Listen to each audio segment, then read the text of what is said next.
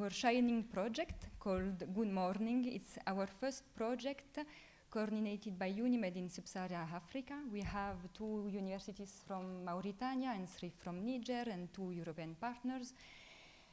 The goal is to strengthen the capacities of the African partners and universities to develop and define their internationalization strategy adapted to their context.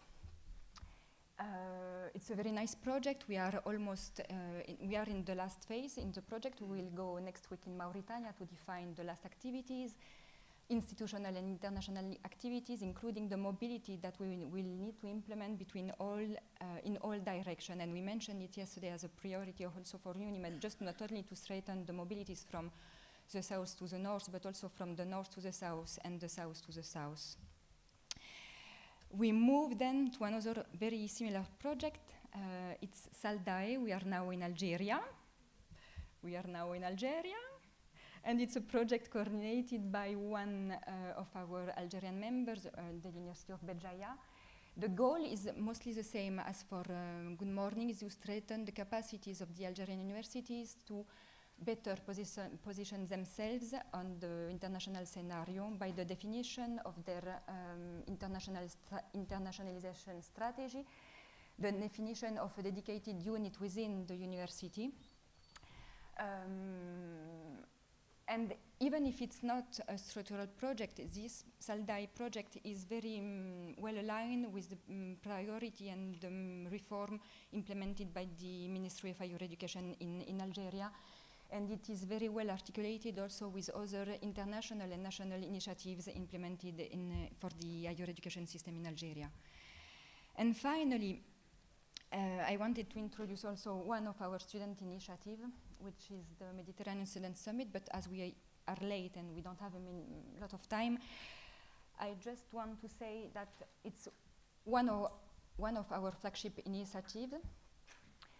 One of the main results of the Mediterranean Student Summit is to provide us, UNIMED, and also other regional stakeholders with recommendation that after the publication we try to improve. But can I do something? I forgot my phone because I want to share something with you.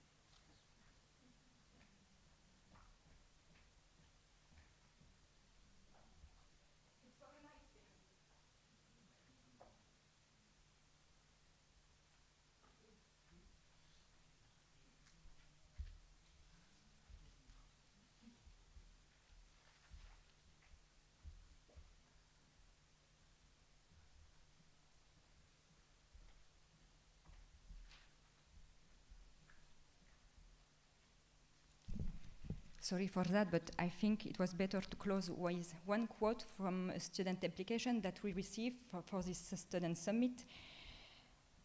She says,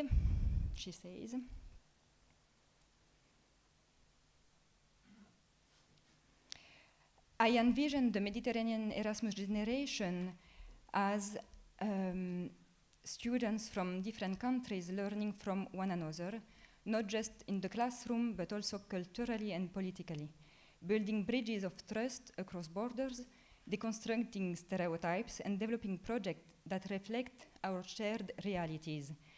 This generation can lead bottom-up regional integration, not from ministries and treaties, but from ideas, friendship, and partnership. I think that we can close with this inspiring thought from a student. Thank you.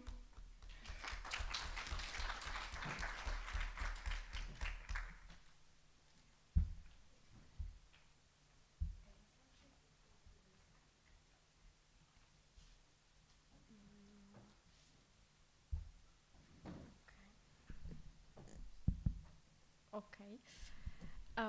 So among its various initiatives, UNIMED is deeply committed to promoting international mobility and to foster academic and cultural exchanges across the region. One of the most important examples of this commitment is the COMMO project, which was launched in 2015, so it's now at its 10th edition.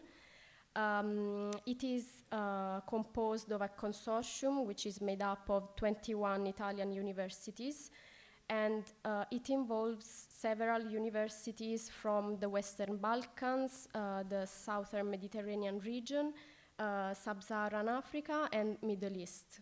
So thanks to this project, students, but also academic and administrative staff from universities can have the chance to go on mobility abroad.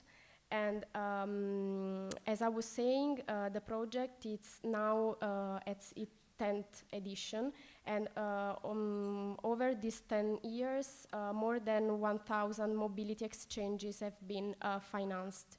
So thanks to this project, people can create or enhance existing networks and partnership, so to contribute to the regional integration and development of the regions.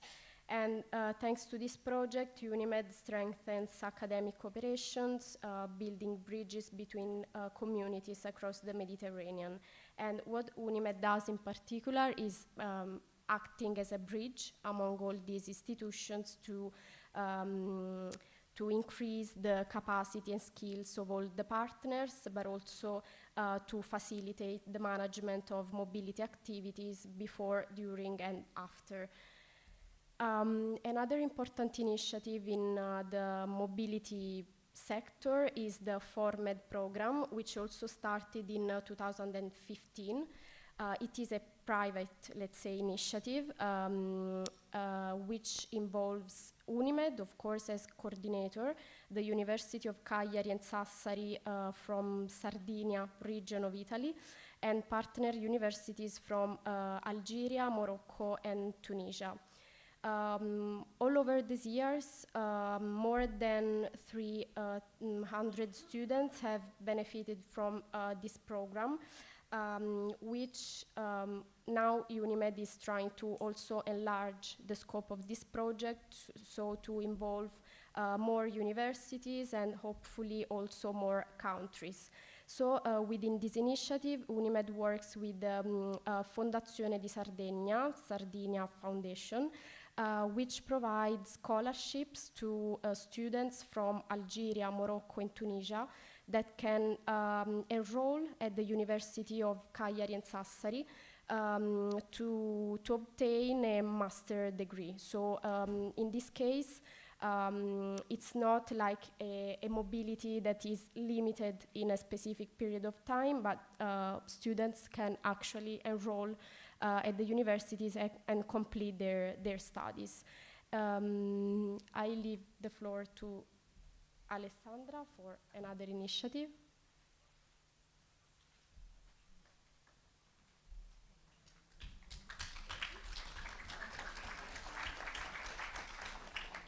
Good morning. So I will talk about the MARE project. MARE project stands for... Yes. All of you should say your names. Yes, I wanted to, but it's not... yes, so I am Alessandra. Nice to meet you. Alessandra Maronia. Now you already know. So MARE project stands for Mediterranean Alliance for Research and Education. It's a program which is funded by the Next Generation EU program under the National Recovery and Resilience Plan from the Italian Ministry. It was the plan which was implemented after the COVID pandemic, and the aim is to foster transnational initiatives in education. It is coordinated by the University of Palermo, with UNIMED supporting in the implementation of some project components. The project brings together 11 Italian universities and 50 universities from 10 Mediterranean countries, covering all the North African region and Middle Eastern region as well. So the main goal of the project is basically to support the internationalization of higher education institutions across the region, but especially to promote the role of this higher education institution as key drivers for social and economic development of the region. In this sense, all the universities work together on several topics which reflect the most pressing challenges of the region.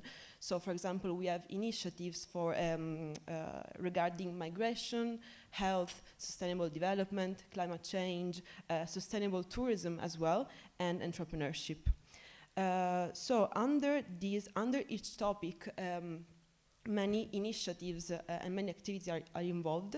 Of course, mobility of staff and students, but especially the aim is to consolidate existing double degrees, to develop new double degrees between universities of both sides of the Mediterranean, the implementation of advanced skill training for trainers, and joint research activities between, of course, members of different universities. So this is an integrated approach, and the main aim is to create lasting academic partnerships, to create professionals ready to deal with shared common challenges of the region, and definitely to create a more interconnected Mediterranean. Thank you.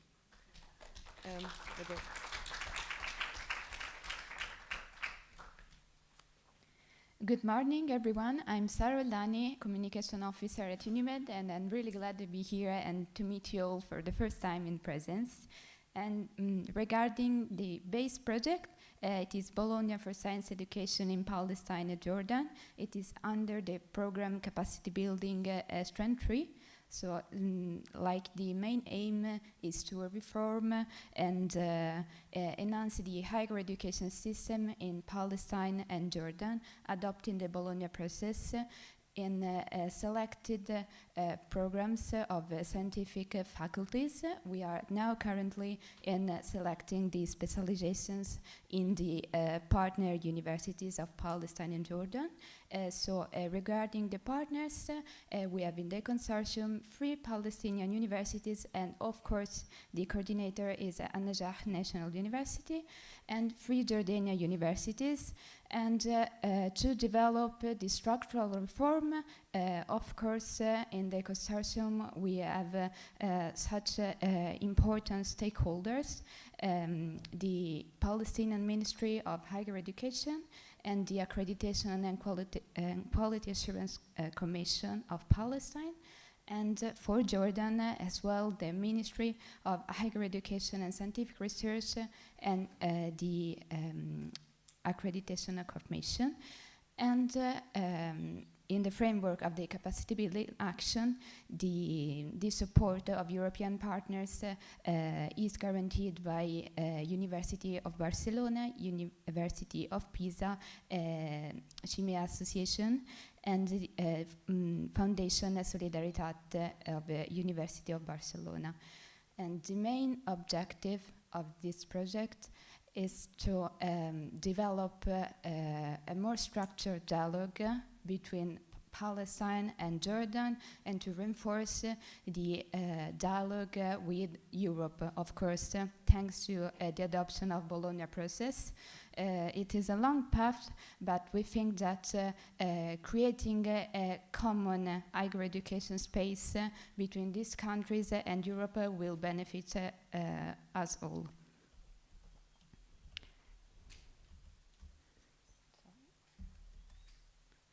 And moving from Palestine and Jordan to the northern shores of the Mediterranean, the Equality Project, Enhancing Quality Assurance in Higher Education, is a different kind of program. It's a cooperation partnership, so between just European partners.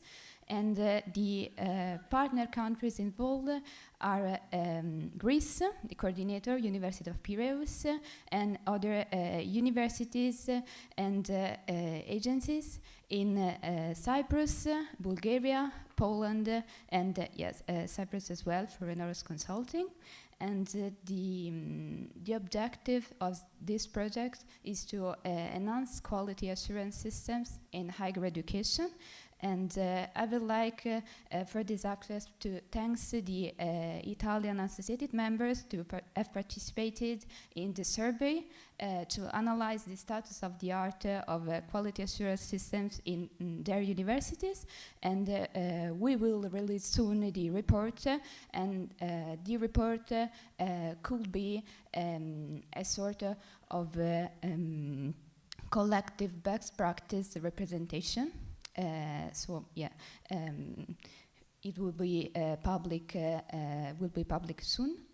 And the duration of this project, we are in the first year of the implementation, so we'll end next year. And I'm ready to share with you all our results. Thank you.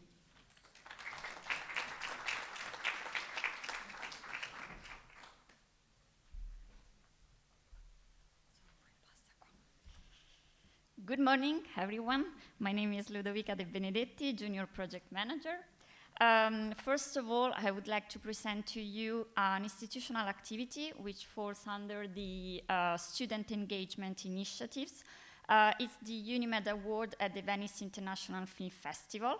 So this is a collateral prize with an award which is assigned by an international jury of students from our member universities to the film that best conveys the values underlying UNIMED's mission, of course in addition to the artistic value of the movie.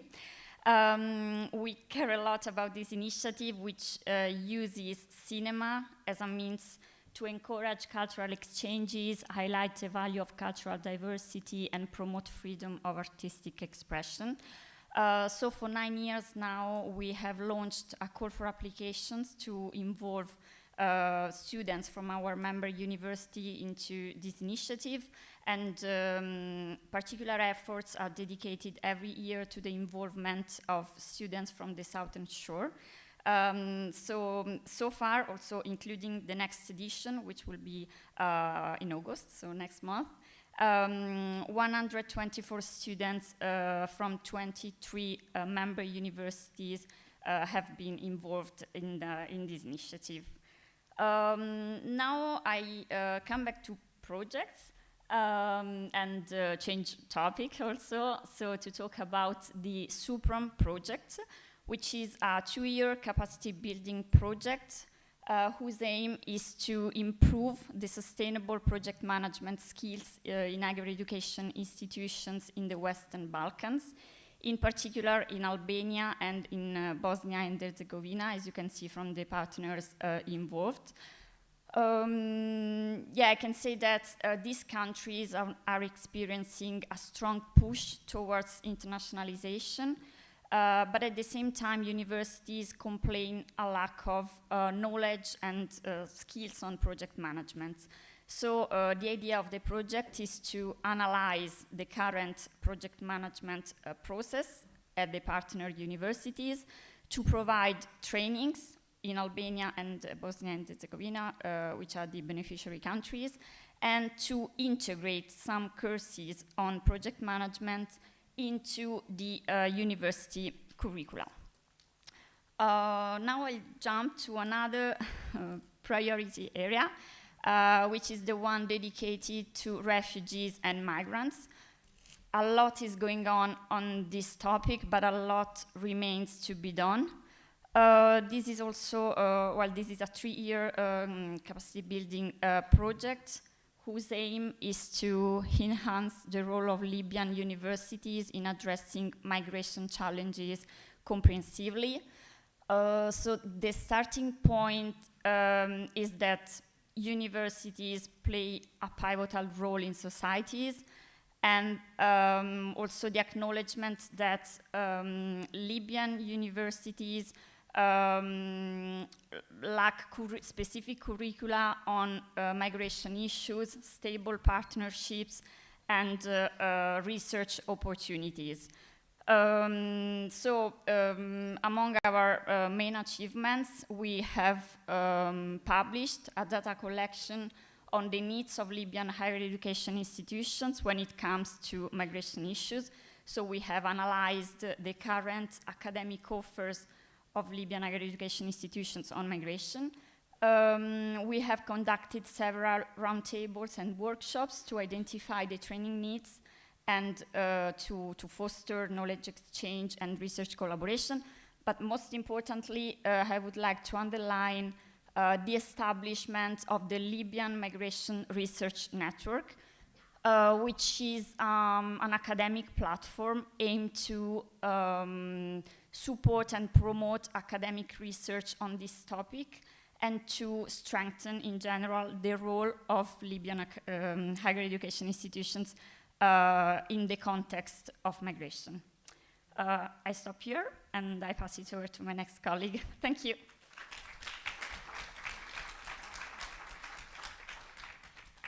Good morning. I'm Cristina Stefanelli, and I work at UNIMED. We talked about SAFE, supporting at-risk researchers with fellowship in Europe yesterday already. The colleague from DAD presented the program in detail. It's a pilot and preparatory action to test a suitable structure to select and fund researchers, postdoctoral and PhD researcher at risk, to spend and continue their career at higher education institutions in Europe. It's coordinated by DAD, partners are Campus France, POSE, and UNIMED, and a variety of associated partners. In the magics of digital education, we work on virtual exchange with two projects, CLIVEX and CVE in AI. CLIVEX focus on climate change, so the virtual exchanges are around climate change and climate justice. The project is coordinated by UNIMED and the partners are from all the SouthMed countries. CVE in AI is an Erasmus virtual exchange project around virtual exchange and ethical use of artificial intelligence, and partners are sub-Saharan African countries, coordinated by the University of Padova and wonderful Laura, who is here around.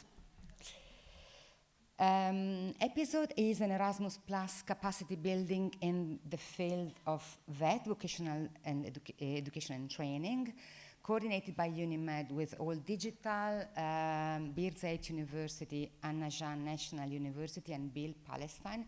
It's about supporting young entrepreneurs and young students and entrepreneurs in Palestine to expand their business, focusing on social digital entrepreneurship, meaning initiating startups and initiatives which respond to a social challenge and use digital technologies to expand operations. Marcello mentioned already the UNIMED Learning Space, which is not rocket science, it's a Moodle platform. However, it's growing. We now have 4,800 learners. It hosts the UNIMED online courses produced throughout all those projects. But last year, a professor from Neapolis University reached out to us asking hospitality. We couldn't do this massively, but we have been happy to host this course, which is about AI. So if your professors may want hospitality on this platform, we are very much open to support them. The only requirement is that the resources have to be open educational resources, so with CC license, with an open license, most likely, so with a preference for CC BY. However, the platform is very much open, and I wish that your professor will also participate. Thank you.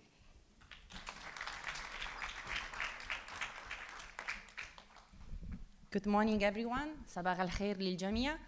I'm very pleased to present you the Diretta project, which is a structural project under the Erasmus Plus program, of course. And it's a project that gathered all the 13 public universities in Tunisia with the Ministry of Higher Education Scientific Research, with the National Agency for Promotion of Research, and a number of European partners, among those University of Pavia, University of Pisa, Rouen Université, CESIE, and of course course, UNIMED. It's a project that started 3 years ago. We are in the third year, and is coordinated by a Tunisia University of Sfax. It's a project that brings the legacy of a previous important project with all the Tunisia universities and the ministry suggests and aims to support the research strategy agenda of all the Tunisia universities. So to accompany the reform process at the national level, to improve the governance of research, to better connect the research output with the labor market needs, and to valorize the research output of the universities in Tunisia. Since we are at the last year, we have already conducted a publication, so a state-of-the-art regarding research in Tunisia that you can find published in the website of the project. We perform a number of trainings in Tunisia and in the European universities. We were able to mobilize more than 200 university staff, and those universities perform some training of trainees. So in order to continue the sustainability of the training.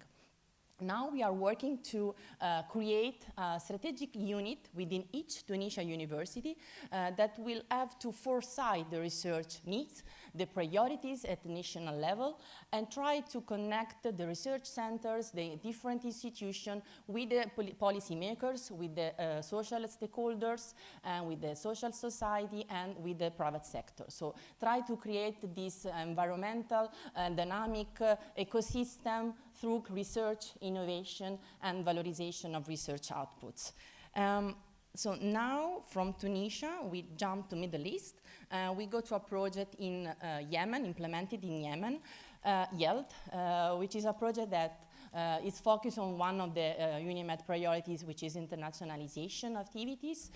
Indeed, YELD it's a 2 years project, and gather 8 universities from Yemen, and of course a number of universities from Europe, and is coordinated by Link Campus, and is a project 2 years that will last until next year, and it aims to reinforce the internationalization strategies of the Yemenese universities, to improve the skills and the capacities of the university staff, more specifically of the International Relations Office, so in order to really strengthen the internationalization dimension in this university. And since Yemen is a crisis context, it's very important to improve the international exposure of these universities. We remain in Middle East, and now I'm pleased to present another capacity building project, which is called Transition, Preserving the Intangible Cultural Heritage of Minority Communities. It's a project that is implemented in Yemen and in Kurdistan region of Iraq, and I'm very pleased that there is the coordinator of this project here present, the University of Duhok. And so it's a project that aims to embed in the curricula and the training activities the cultural heritage, intangible and intangible, and to promote the preservation and protection of minorities in these universities in Yemen, in Kurdistan region of Iraq. Basically, it's a project that started this February. It will last 2 years, and now we are working to review and update the curricula at these universities in order to integrate cultural heritage, intangible and tangible, to promote a multidisciplinary approach, and to try to also to raise awareness in the social, in the civil society and the local community about the importance of preservation of cultural heritage, especially in conflict and post-conflict countries like Yemen and Kurdistan region of Iraq, focusing on cultural heritage. This is very important and crucial for the sustainability and for the local sustainable development of these countries. Again, another project in Middle East, but only with the university from Kurdistan region of Iraq. This project is named RISE, Reinforcing Integration of Skills for Employability and Internationalization in Kurdistan region of Iraq. It's a project coordinated by UNIMED. We have 7 universities in the northern Iraq that are members, and of course some university from Europe, the University of Murcia, the International University of Rome.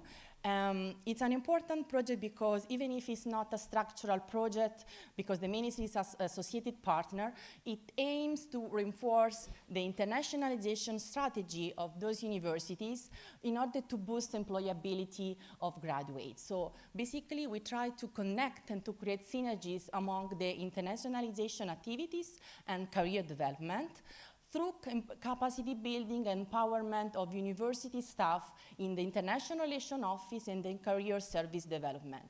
Usually these offices don't work together, don't collaborate together, so we aim to create more synergies and connection between these two offices. And of course, strengthen the skill of those university staff and to enhance the international visibility of the universities through mobility, networking, better career services development, and to foster an entrepreneurial mindset of students and graduates. Indeed, among all activities that I will not mention, of course, now, but we aim to organize next year one career day in each Kurdish university, one international mobility day in each Kurdish university, and a startup competition with all the students that are member of this project, that are part of this project. So I mentioned StarCup, so we already presented yesterday the UNIMED StarCup competition, so I will not spend too many words to present again this initiative, which is again an institutional initiative of UNIMED to support the student engagement. I just would like to mention that through the 6th edition, since 2018, we were able to mobilize 148 students from 44 universities from our network. So we really strongly believe that this initiative should continue in the future, and we are really can't wait to see the next edition, how it will go. So I thank you very much for your attention. If you have more questions, I'm available during the coffee break, and I leave the floor to my colleague Martina. Thank you.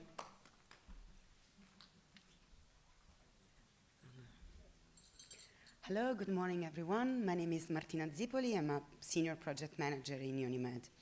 So the first project I would like to introduce to you, it's a project in Lebanon, and it's called Social Entrepreneurship in Times of Crisis. It's a capacity building project funded by the Erasmus Plus program, started in December 2023 and will end in November 2026. It means we still have 1 year ahead to learn how to say entrepreneurship. The project is coordinated by a Lebanese university, the University of San Joseph. It involves 3 more Lebanese universities and 3 European partners. The idea behind the project is to engage students and teachers and educators to promote social entrepreneurship in universities and beyond. And the rationale is to intervene in a country such as Lebanon, where the economic crisis has been particularly severe, promoting the idea that business is not only market-driven, or at least can be more than market-driven, but can be also of social impact. So can generate a way of engaging local communities, engaging youth, building on local resources, and promoting a social impact on the country. So through courses and through a capacity building and through the creation of networks with the European partners and beyond, it aims to empower students and youth to build their own startups and their own business on the idea of creating an impact in their own country.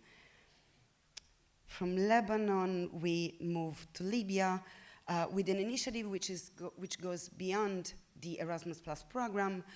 It was financed by the European delegation in Tripoli and implemented by Expertise France as a responsible partner, and UNIMED as one of the actors. The EU for Skills project seeks to address the critical challenges of unemployment in Libya, recognizing all the complexities around employability and employment in a country with such a troubled history, but also willing to recognize the huge potential of the country in employment production, in youth engagement, and the empowerment of the human capacity of the country. So looking at the needs of the labor market, whether it was a deep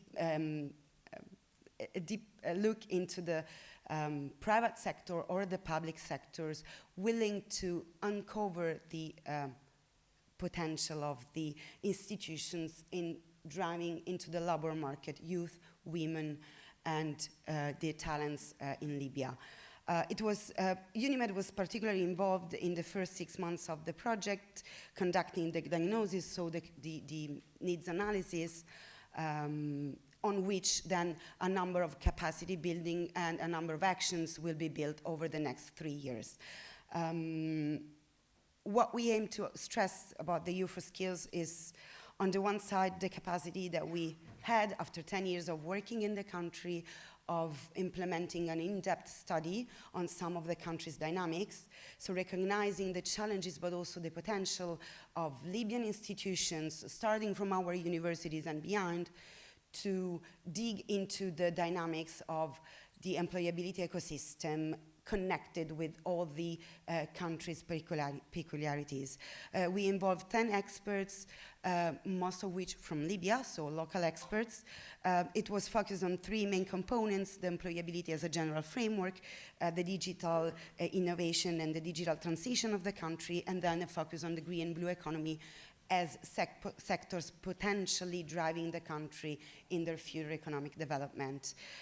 We had more than 130 focus group participants, 24 interviews, more than 300 surveyed respondents, and at the end of this inception phase, we were able to set short-term and long-term priorities for the country, a number of recommendations and a number of key enablers for the Libyan government, so the Libyan decision makers, the main key actors in the country, and the Youth for Skills key partners.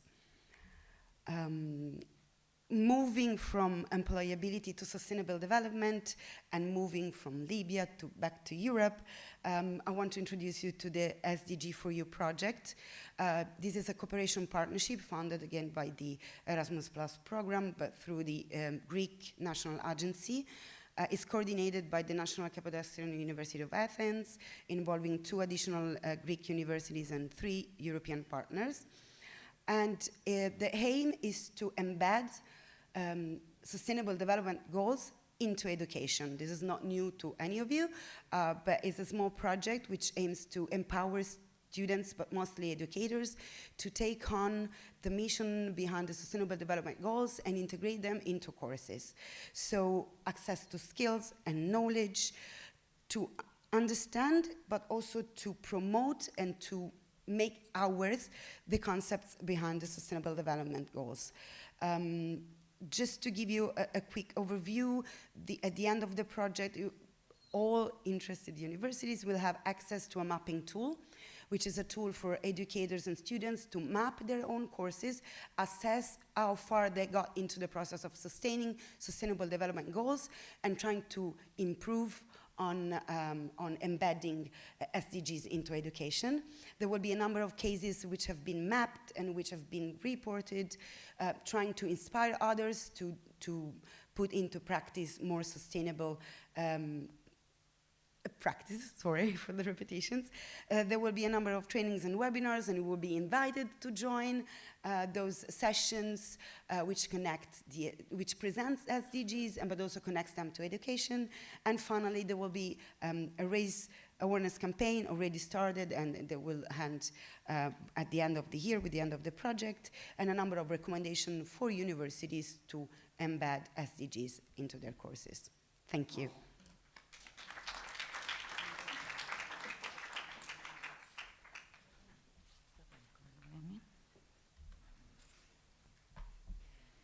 So, good morning. I am Natalie Klauter, a senior project manager at UNIMED. So I will remain on the sustainable development priority, but I will move on another program, which is the Interreg Euromed. So the project in which UNIMED is involved is called Community for Tourism, and it tackles, of course, the governance of sustainable tourism in the Mediterranean region, but mostly on the northern shore, while we are also trying, along with other programs, always Interreg, to move also to the southern shore, as sustainable tourism is a common priority for all the region. The particularity of the Interreg Euromed program, and in general of the Interreg programs, is that they bring together academia, local authorities, regional authorities, national authorities, industry, so several actors working all together to make the Mediterranean greener.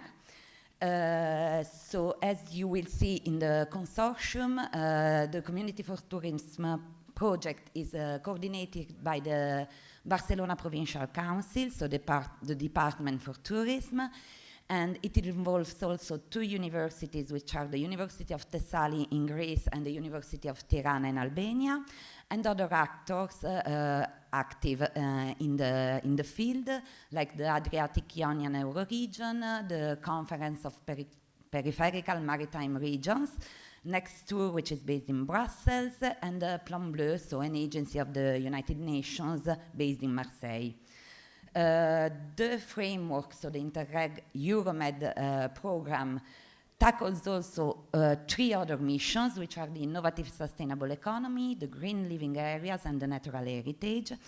There are 8 governance projects, 2 per mission. So as Community for Tourism, we are working with another project.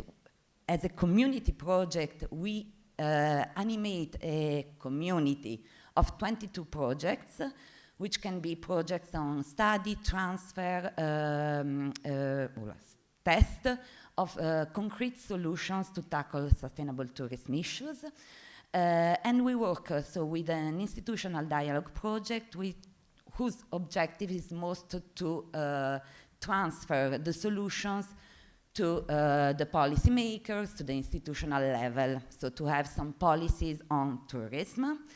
A particularity, again, of the Interreg world is that we work a lot with the other communities and also with the other programs. The Mediterranean Multi-Program Mechanism is a new initiative launched by 8 Interreg programs, among which Interreg Euromed and Interreg NextMed, so the program that involves also the coastal regions of North Africa and Middle East, together with the European ones. The pilot edition of this cooperation mechanism with 8 Interreg programs is on sustainable tourism. There will be joint calls launched in 2026, and also cooperation framework for other initiatives with Horizon, Life and Prima programs. Always in this big cooperation framework with the other missions of the Interreg Euromed program. As mentioned Marcello today, we are coordinating the Interreg Euromed Academy together with the University of Siena, which will be launched in September and will tackle the different missions you are seeing here.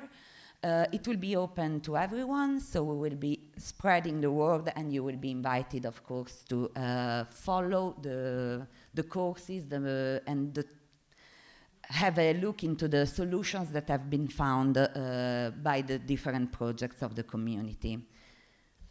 Always on tourism, but not only, and moving now to sub-Saharan Africa. This is the third project UNIMED is involved in. It is coordinated by the University of Évora, together with the University of Sassari UNIMED, 1 university in Saint Tomé and Principe, and 3 universities in Cape Verde. So the idea is really to update the existing curricula tackling with sustainable tourism, food production, cultural heritage, so enhance the curriculum on this topic, and having also the students producing some cultural projects that could be at the end of the project taken by the local stakeholders. So there is the possibility of having concrete projects of the students integrated, for example, in the tourism offices of the 2 archipelagos. The project started in January. It will last until the end of next year, and it is a capacity building project.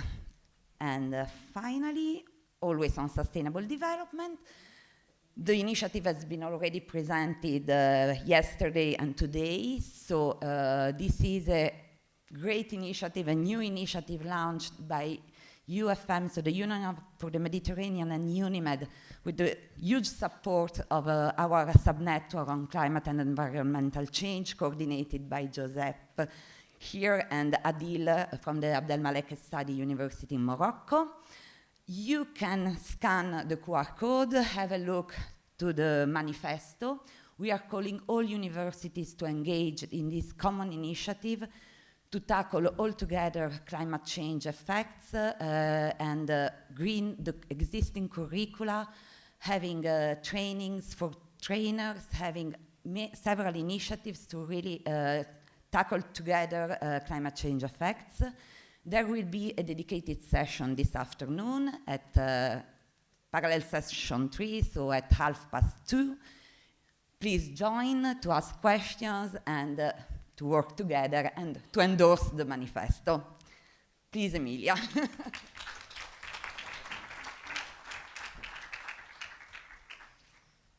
Good morning, everyone. It's Emilia Soduto. I'm the communication manager here in UNIMED, and I will be very brief. Because beside all the work and activities that my colleague has already introduced, in UNIMED we also produce or contribute in publication. The topic of this publication are all the topics that are in line with our priorities. And how we do that is according to which is in our strategic vision. So some publications are completely supported by UNIMED. Others are part of the activity that are carried on within our sub-network, or other publications are the results of co-funded research by different programs. We have, for example, some research that have been financed by the Italian Ministry of Foreign Affairs and International Cooperation, as well other that have been commissioned by some of our institutional partners, such as the Union for the Mediterranean. I will move on because some publication has been already presented yesterday by Cristina, the recently one. And I will also introduce to this new journey that we have started in 2024, the UNIMED podcast, which is authored by Professor Paolo Scarnecchia, that is UNIMED responsible for the music sector, and has shared with us this idea to travel around the Mediterranean and meet singer, performers, authors, and experts about many different cultural paths that have featured our region all along the centuries. So I will stop here because music, if you will have the chance to listen to it, will explain better what I have just showed here. Thank you.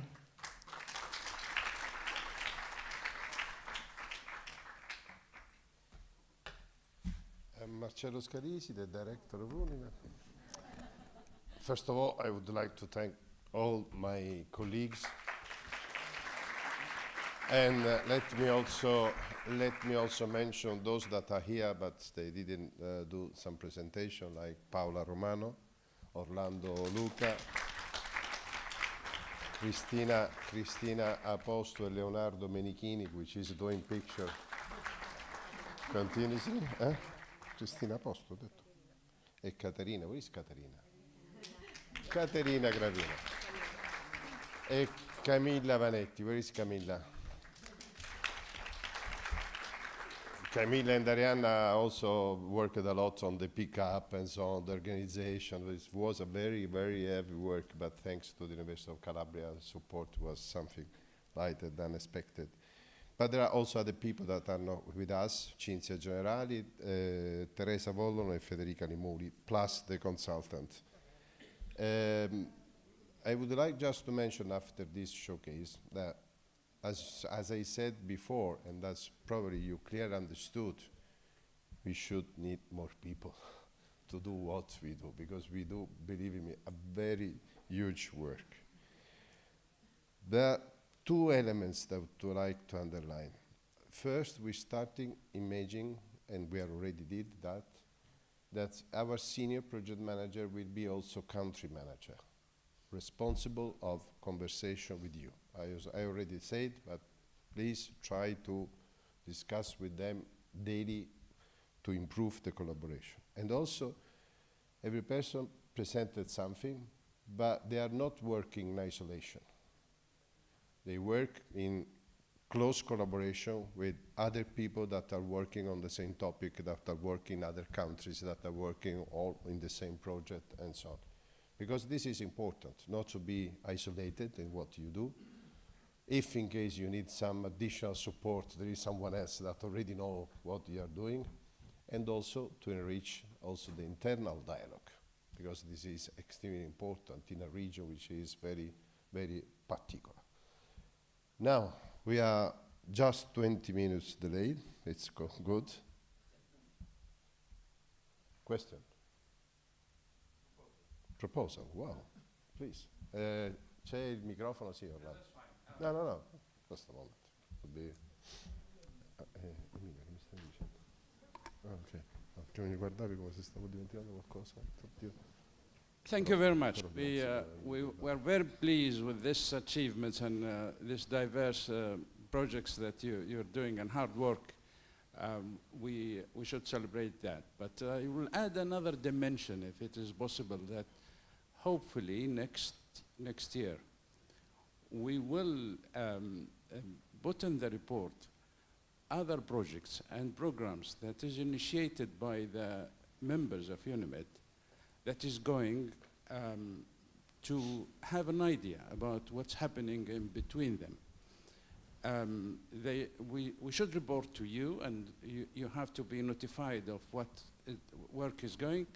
And I think if we succeed in presenting such projects, that will encourage the others, and it will help either north-south or south-south or even north-north. We will benefit from the experience of the others. And I think this will be another dimension that will be very helpful. Thank you very much. Thank you very much for this, because there are a lot of initiatives that members, after meetings where they know each other, they start with, or because we organize appointment meetings asked by you and so on. That could be very interesting to be able to be informed from, first of all, and to report that, because it's part of our, it's thanks in a way, directly or indirectly to UNIMED that you are doing that. This could be, first of all, very important for us, because show us that things are moving. And there is something that is growing independently by our capacity. That is, exactly. Thank you very much indeed. Now, coffee break. We have to be back at 11:45, please, because we have to try to stay on time.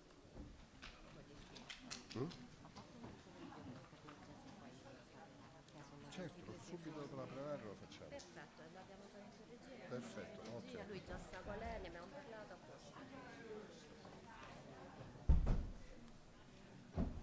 Ok, allora posso dire ad Ari che dice in regia che dopo la plenaria stessero pronti per il video. Cioè è piccolino, è solo l'intro musicale.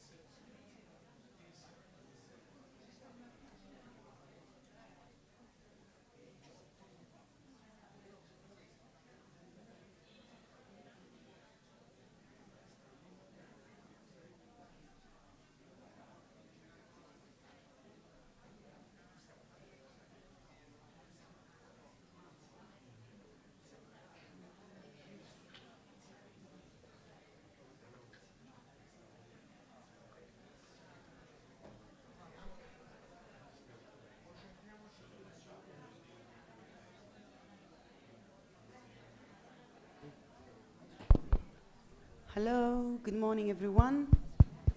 If you're ready, we are ready to start. So, good morning again. Welcome again to this second day of the UNIMED General Assembly. We come back to our thematic sessions, and we start with a focus on research and innovation in the Euro-Mediterranean region. I would like to draw your attention on the concept behind this 2025 assembly, which is revitalizing Euro-Mediterranean partnership in higher education. So the word revitalizing means giving new life, giving new energy, renewal, improvement, and those all keywords imply that we don't start from zero, but we start from the successes and the lessons learned over the past years of cooperation in the region. So when we think about revitalizing the cooperation in the Euro-Mediterranean region, we cannot forget, and we must not forget, the relevance and the key role that research and innovation plays, and that higher education plays, as you know very well. So we heard a lot yesterday about this particular momentum of the regional cooperation with the new pact after 30 years since the Barcelona Declaration, after almost 35 years since the establishment of UNIMED, allow me to say that. So we want to now take your attention on what is happening, what has happened in relation to research and innovation in the region. And I have the best speakers to say that. So you have seen them already yesterday, but I want to introduce them again. So we have Alessandro Calabrò, Policy Officer for the Mediterranean and the Middle East at the DG Research and Innovation of the European Commission, and Giuseppe Provenzano, which is a project manager at the Union for the Mediterranean.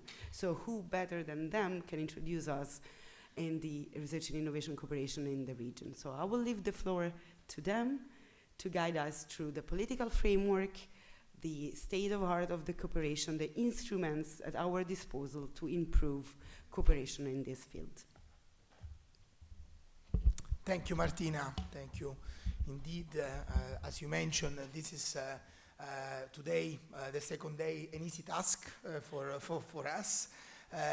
Because indeed the UFM platform on research and innovation and our R&I cooperation in the region is really our core activities that we share, that we had the pleasure to share with the UFM, to animate all the activities in the that we have in the region, all our funds, all our initiatives that target the research and innovation topic. So I prepared some slides, but just to guide the discussion indeed, but again, as it was the case yesterday, please feel free to ask any question, and we will be happy to reply to your curiosity or need for any additional information.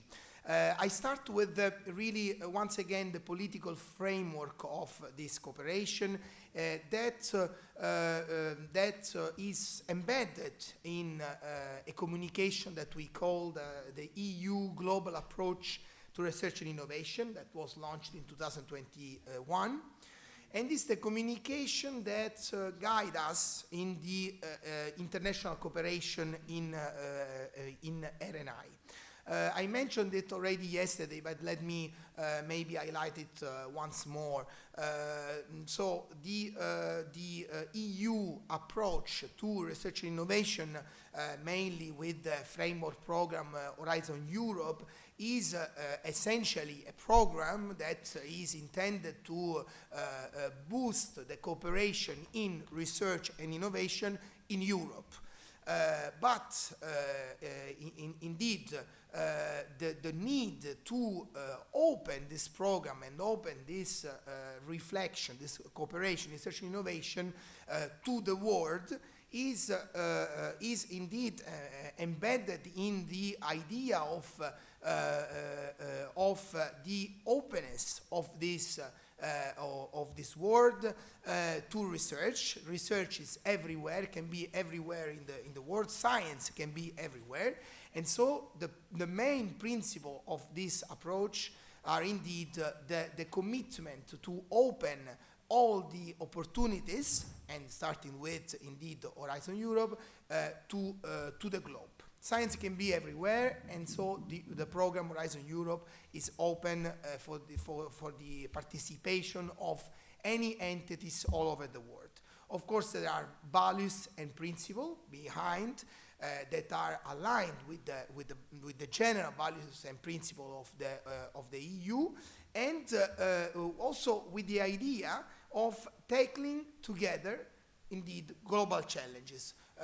We know very well, we will say in the next slides about the main topics of this cooperation in the region, but all of those topics are indeed not regional challenges, but global challenges already. And so the idea to pool global effort around this global challenging.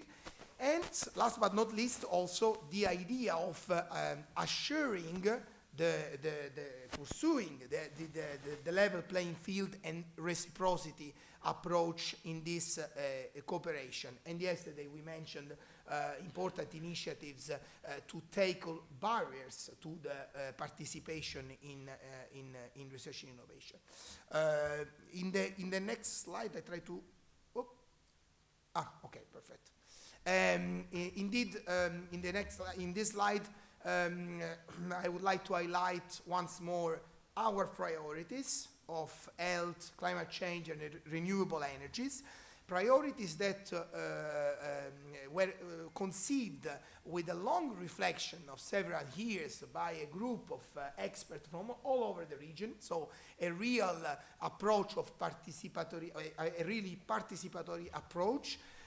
Co-creation, let's say, in line with what was the reference at political level for the research and innovation cooperation in the region, namely the new, at the time, new agenda for the Mediterranean. So these priorities were not only left as macro priorities for the region, but also translated in specific actions that we call roadmaps, our roadmaps for research and innovation at the UFM level, and adopted at ministerial level. So with the political blessing of our political masters. On the 27th of June 2022, so as you can see, very few days ago we celebrated 3 years from having adopted these roadmaps with specific action, and also including a series of lists of capacity building actions, very precise around the topics, the three priority topics, but also detailed in very specific topic. And you will see in the coming slide how this was also very important for us to guide our action to identify specific topics in the work program of Horizon Europe with our Mediterranean initiatives. So all this was also accompanied by an action plan. So the roadmaps were adopted along with a specific action plan,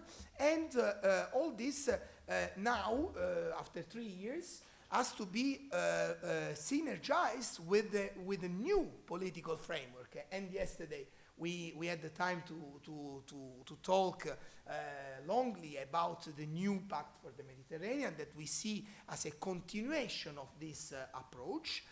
So not in discontinuity, indeed, with the new agenda for the Mediterranean, but with the refocus on specific actions that the colleagues in DG MENA, they specifically call indeed implementable actions that are indeed concrete steps towards a new political framework that is more a pact and change a little bit the paradigm of the communication and the agenda for the Mediterranean.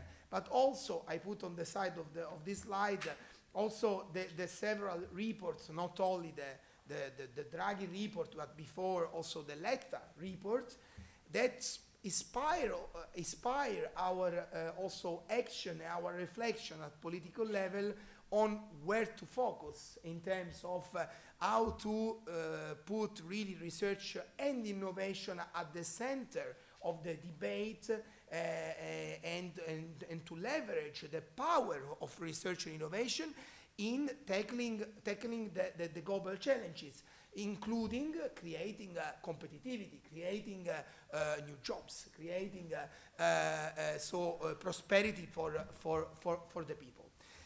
So this is indeed the macro framework of this cooperation that I think this one. Ah, okay. Yes. Once more. Okay. That is supported by funding instruments. So all what I was describing indeed may be very may sound very very inspiring somehow and very macro, but as we all know, all this reflection needs to be also supported by concrete funds, and this is the idea behind what we have been calling already with the first edition in 2023-2024, and now with the last edition of 2025, Mediterranean initiatives. And I will dig it in more in details. And of course, for the region, the partnership for research and innovation in the Mediterranean area. I highlight this funding instrument specifically. There are many others also at bilateral level granted by the countries participating to our cooperation. But I think that these two are really to be mentioned in terms of their the budget that they are able to mobilize, but also their specificity. And here maybe I refer particularly to Prima, which is a partnership, flagship in the region. That is not the case for many other regions in the world for the field of research and innovation. It's very special to have such a partnership where the countries participate, are involved so strongly in our R&I cooperation, as it is the case for Prima. No, again, it goes back. Why? I don't know. Oops. Okay, maybe. No? Oh.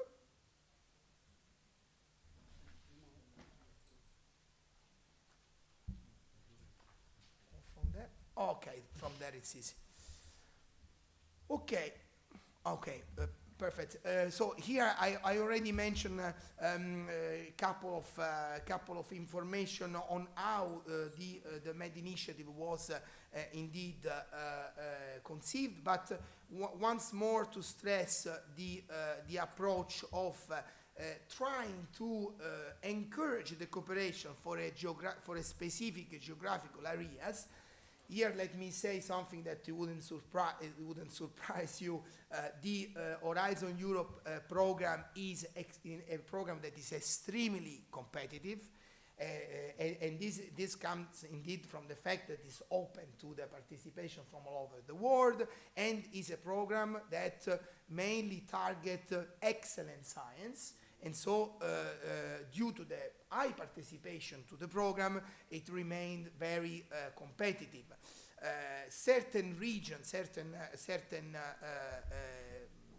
countries and regions, as in our region, our Mediterranean region, may pay a big price for this openness of the program. So the idea behind an initiative such as the Mediterranean Initiative is to try to put on the table some specific mechanism to encourage the participation of the entities from these countries and from this region, trying to privilege their participation. How? In the work program, so you may know, the work program is published usually for a year or two in the Horizon Europe in the Horizon Europe program. In the last work program, 2025, a 35% of the all call for proposal of the programs are flagged to generally international cooperation. So not specifically to one or that region, but in general encouraging the participation of international partners, which means, in practical terms, non-European partners. Specifically for the Med and for Africa, this is realized through initiative, a specific initiative named Mediterranean Initiative and the African Initiative. The next fantastic, great. Thank you. It's a magic to me. I couldn't do it, sorry. So just to visualize the two initiatives, the Mediterranean Initiative 1 and 2, with few numbers. Both, as you see, are conceived around the three topics of health, climate change, and renewable energy, which means, in our terminology, for the work program, the clusters. So the cluster of health, as you may know, is the cluster 1, the cluster 5 for renewable energy, and the cluster 6 for the climate change topics. The work program 2023-2024 was a work program larger than the last one, so of 2 years, and included 320 million euro as a global general overall envelope for 37 calls that have been identified very simply.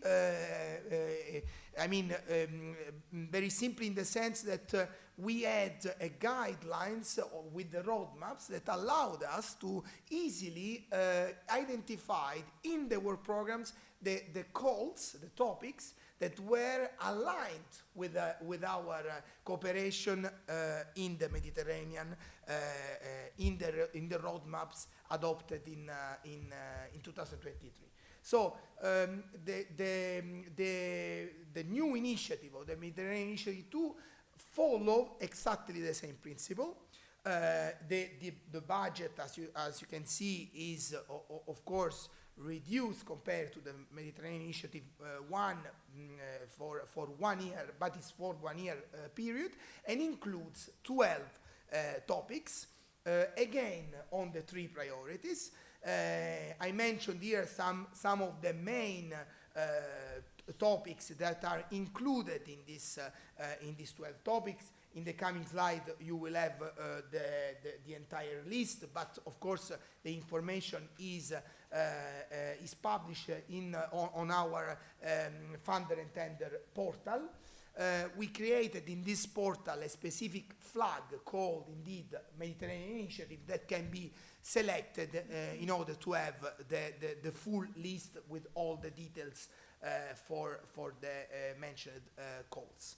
But just to say, the topics range from taxonomy, innovative phytosanitary measures, for example, in the field of climate change, infectious disease with epidemic potential. So these are really specific topics that you will find in the roadmaps documents.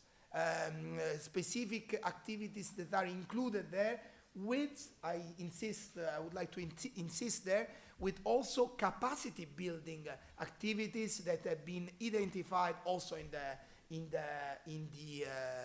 roadmaps.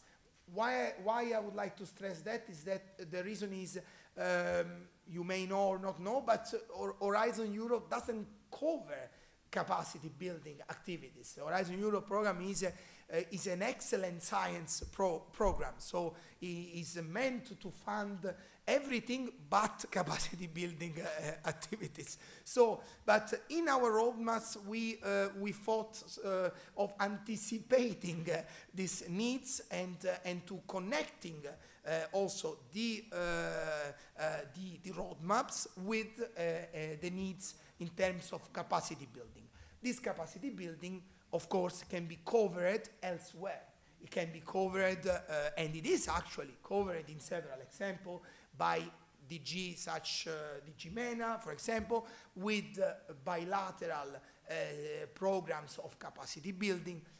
It comes to my mind just the example of Algeria with a program called Ipticar, just because I intervened a few days ago, indeed, in one of their sessions, presenting the initiative, the Mediterranean initiative. Next slide.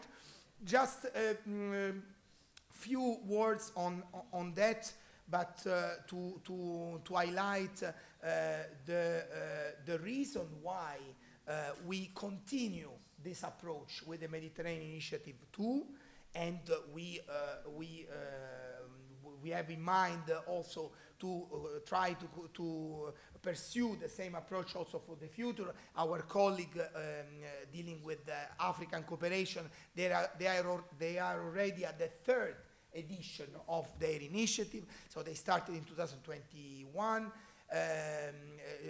2022 with their first edition, and now they are at the African Initiative 3. The numbers tell us that the approach of encouraging the cooperation, highlighting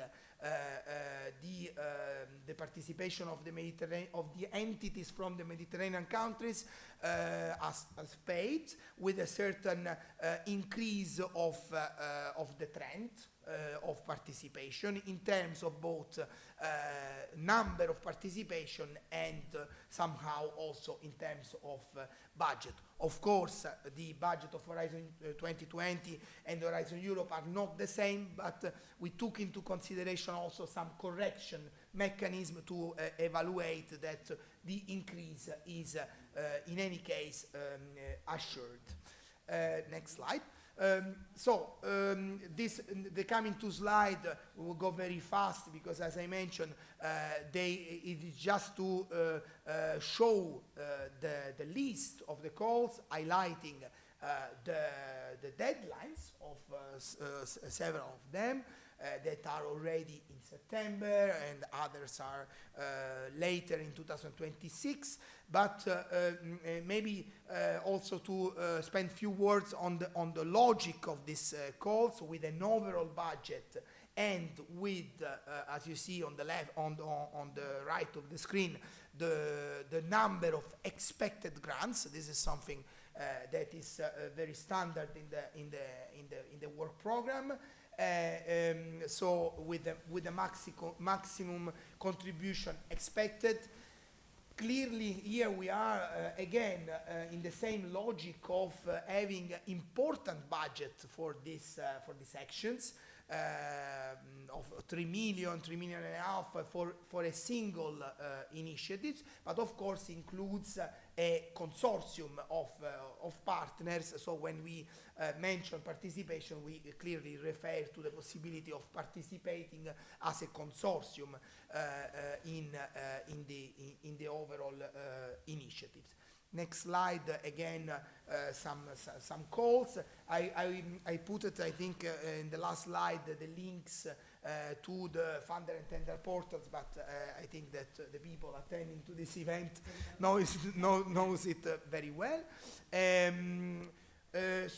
I mentioned it about the African initiatives, but there just to maybe highlight few points. The impressive budget that the African Initiative 1 and 2 have been able to mobilize, that is almost €500 million through 23 topics, and again, with the same logic of the call for proposal in the work program, flagged to the participation of the of entities based in Africa.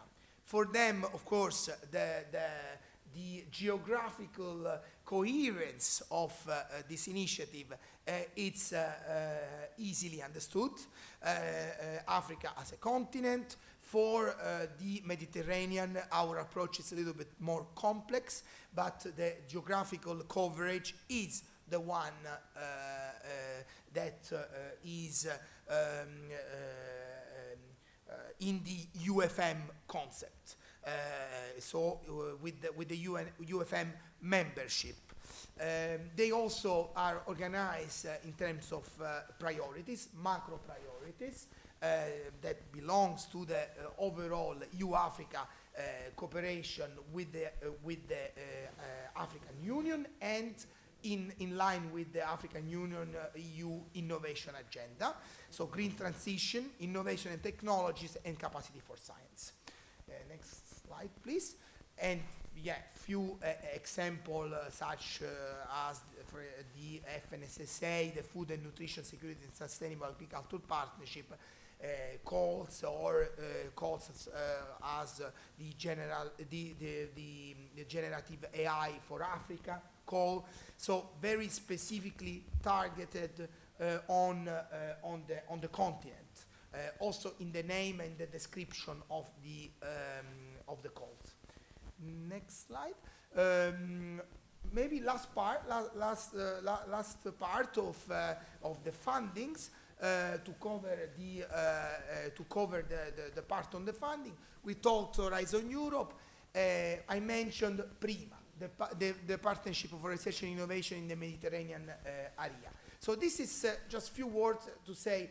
This is a partnership that is obviously a flagship for the region that has been launched in 2017. Sorry, 2017 for a 10 years duration till 2027. But indeed, the partnership itself was anchored on Horizon 20 program. And now we are indeed in the Horizon Europe, and what has been decided by the EU is to continue the effort and to continue also the financial participation. As you know, PRIMA is really fully financed by the EU, and the partner countries participated equally. So really the total contribution for the PRIMA partnership is equally divided between the EU and partner countries participating. For this last part of the partnership that will be covered by Horizon Europe 2025-2027, the EU has come with an additional budget of 105 million euro that are indeed money for the region, specifically for the region and for the partnership, to fund projects that are specifically targeting the topic of the partnership, particularly on, as you know very well, on the nexus water and climate change and agriculture. So in order to participate, the Southern Mediterranean part of this partnership has to renew their international agreements for the participation in the partnership, and so we have been very, very busy in negotiating this renewal. That is for us a key part of the partnership. We see no partnership without the Southern Mediterranean part of it, and specifically this concerns Jordan, Lebanon, Egypt, Algeria, and Morocco. Only a few days ago, I'm happy to say, on Monday, we already finalized the negotiation and signed the agreement with Jordan. We already also finalized the negotiation with Lebanon and Egypt, and we are in the process of hopefully finalizing the negotiation with Algeria and Morocco. This would allow all these countries, if we succeed, to participate in the upcoming calls of Prima in 2025 onwards, so for the next 3 years. And as you know, the last calls were published already in April 25. If I'm not mistaken, I reach the end of this. Okay. I still have a couple of slides, indeed, on the innovation part of it. It was indeed mentioned at the very beginning, the Draghi report, the Letta report. All this influenced our very much our reflection on how research and innovation can be kept at the center of the EU debate and the regional cooperation on this topic. And certainly the idea of having research and innovation as a foundation to enhance our competitivity in Europe and beyond is certainly what is guiding us in this process. We started with something concrete for the innovation chapter already in October 2024 with an event that we called Innovation Marketplace.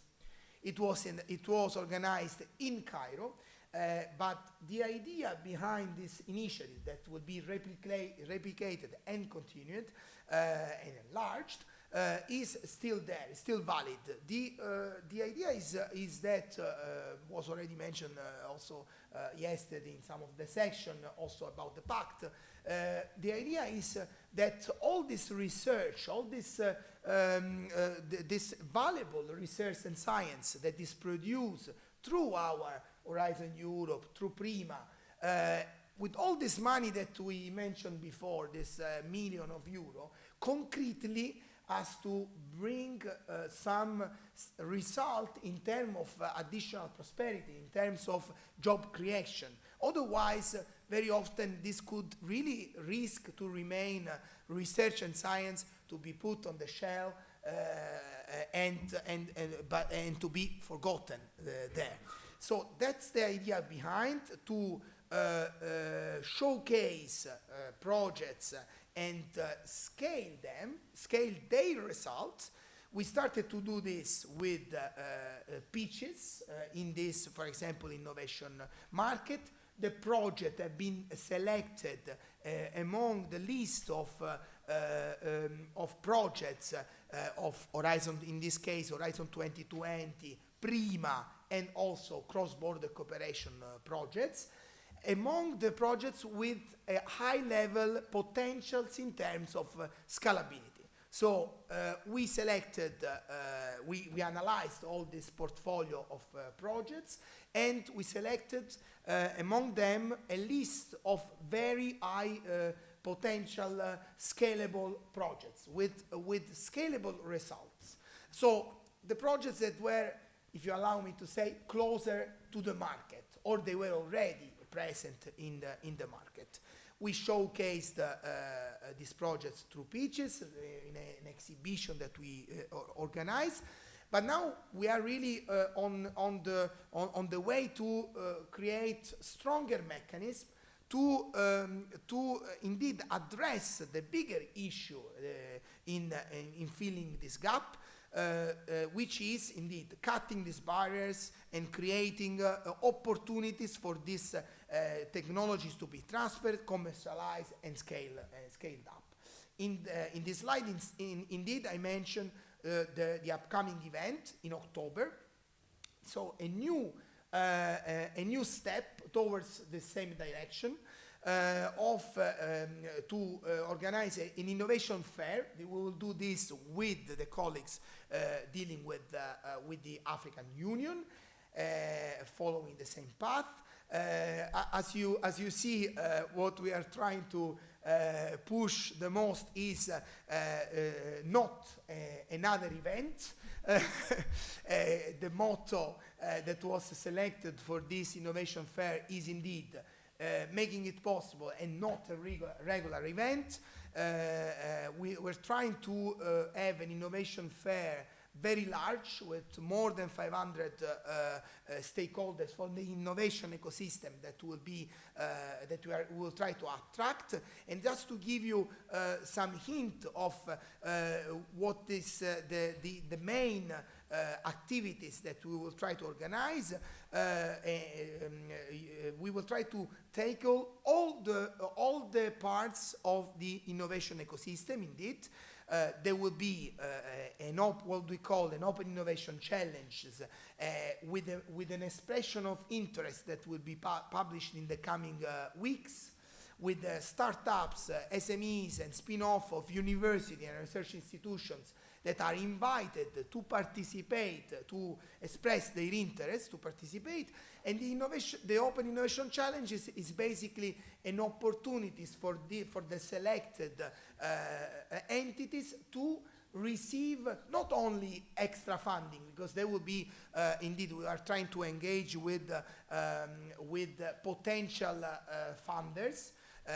Discussions are already ongoing with several corporates, including L'Oreal and other corporate, not only to funds, but really to be provided with specific services, incubation, and so on and so forth.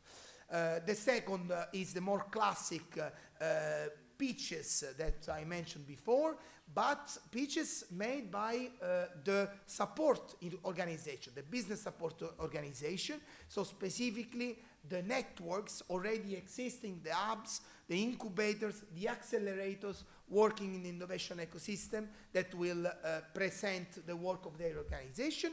And last but not least, a sort of second edition of our innovation market in Cairo, with the pitches from our projects, our initiatives that are once again the most closer to the market, and that they have been developing innovative solution, both in the cooperation with the Med and the African Union.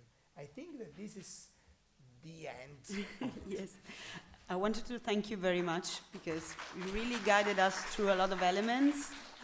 And what I would like to stress of everything you said is the great political endorsement behind research and innovation in the Euro-Mediterranean region through the programs, through this new pact, the political framework that really puts not only funds, but this support of the cooperation between Euro-Mediterranean countries on research. And then the priorities, you said something which really lighten up, that the priorities are consistent, but not only because of the consistency of the Horizon program, but because the priorities in the region are consistent over the past few years. The Horizon program in particular, but it's challenging. You say it's competitive, but it's not only, it's challenging. But I think we can all say that we are not afraid of challenges in the Euro-Mediterranean region, so we'll have to look ahead and see what we can do together through the bilateral agreements, through the PRIMA program, through the Horizon program, and through all the tools that are there for research and innovation cooperation in the region. And that's why I want to leave the floor to Giuseppe now to continue the conversation. Thank you. Well, I'll try with the slides. Let's see if I guess how this works. Yes. So it's quite easy, to be honest, to talk about the activities of the research platform on the UFM after you have the co-presidency of the UFM making a strong case of why the European Commission, the European Union is valuing research cooperation in the Mediterranean through our common framework. It really sets the tone very high. Unfortunately for you, I'm not going to present a lot of money because the UFM unfortunately is not funding. So all the rich funding that was showed by the Commission, for which we are really grateful, I'm afraid was the first part of the presentation. But I would like to present to you the rationale on why we are working, we are cooperating, we are opening new ways through research and innovation. Again, here I'm preaching to the converted again, since I talk about with universities, so you know the value of scientific cooperation. But as was mentioned before, in the Mediterranean, priorities are consistent. So we are unfortunately within the same problems since a number of years. They are just getting worse, which is very bad. But I'm not here to talk about doom and gloom, but on the positive, talk about solutions. Because if it's true that climate change is getting harsher in our region, it's impacting us more effectively, there is more plastic in the sea. The good news is that we can do something about this. We have research and innovation helping us. No, we have a common issue, we can find common solution. So working together with platform where we share our knowledge, working together into capacity building actions to know how we can impact together our policymakers through science, working together in these huge global programs such as Horizon Europe on priorities which are designed for the Mediterranean. This is where we can do something about this. No, we can take the future in our hand and avoid to have just a negative narrative. So science in the Mediterranean is one of the few things where, yes, there is a huge, easy, resounding answer to the question, can we do something about this through universities, through research? Yes, we can, we're actually doing it. So those are some of the examples of the big, huge challenges that we are facing together, and we're in the same boat here. There is no south or north of Mediterranean. There are different shades of impact, but desertification, climate change, exploitation of marine resources. No, there is less and less fish in our sea, in our Mediterranean. No, the size of the fish is shrinking, and it's getting with a nice aftertaste of microplastic. This is something that it's impacting Barcelona, it's impacting Sicily, it's impacting Greece, it's impacting Palestine, it's impacting everywhere.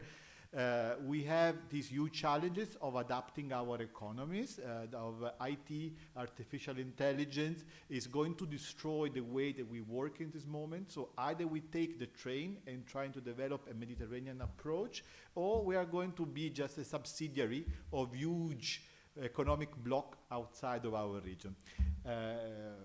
No, NGO, no, we are importing more and more for resisting climate change. This is where research really has a say.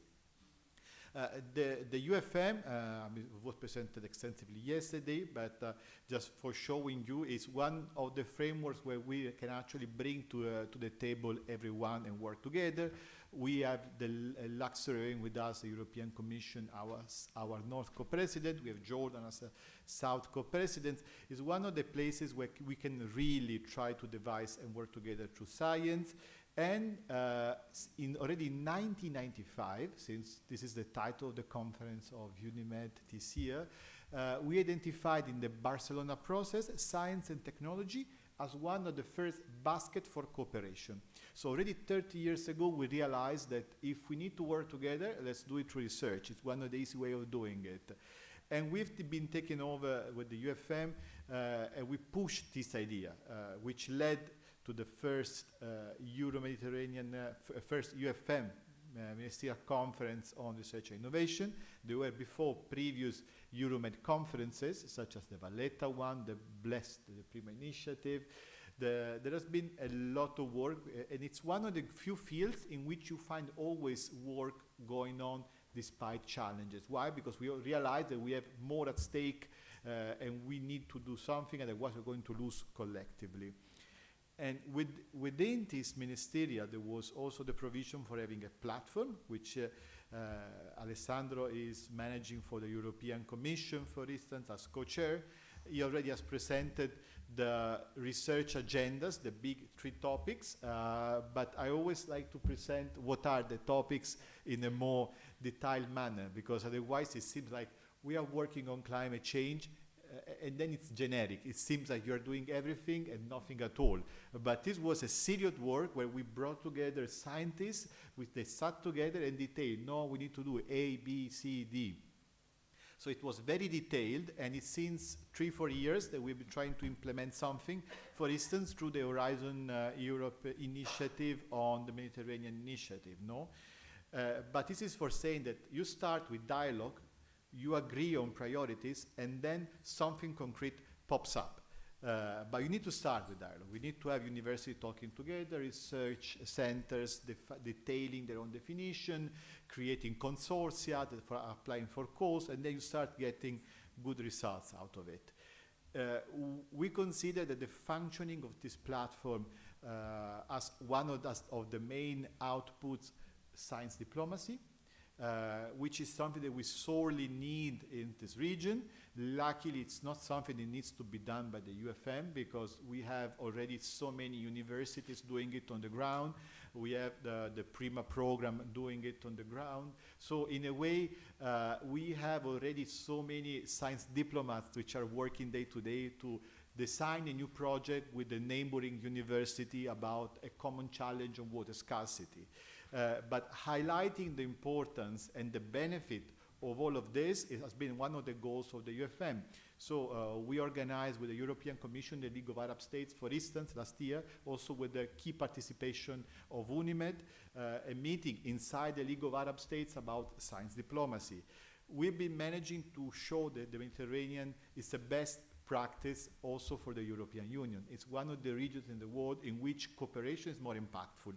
And this was recognized, for instance, in the first European Science Diplomacy Conference, which held a Mediterranean session. Imagine, they could pick any region in the world for showcasing what the European Union is doing on science diplomacy, and they highlighted the Mediterranean and Latin American as clear examples. And I also wanted to show it because, of course, there's a picture of myself. No, I'm joking.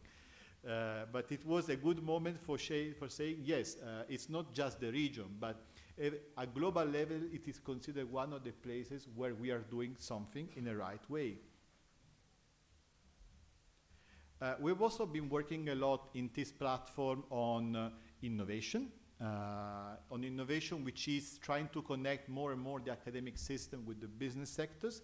I wanted to highlight as one of the main deliverables a study done by UNIMED on green innovation. So we highlighted the work done in 3 countries, which were Italy, Jordan, and Tunisia, on how the policies of the ministries, of the universities, of the business sectors are trying to push researchers to become the change makers of tomorrow. No, it's not just startups, no, but for instance, is having an industrial doctorate with a company, having some grants for supporting this transition. It's about talking about patents.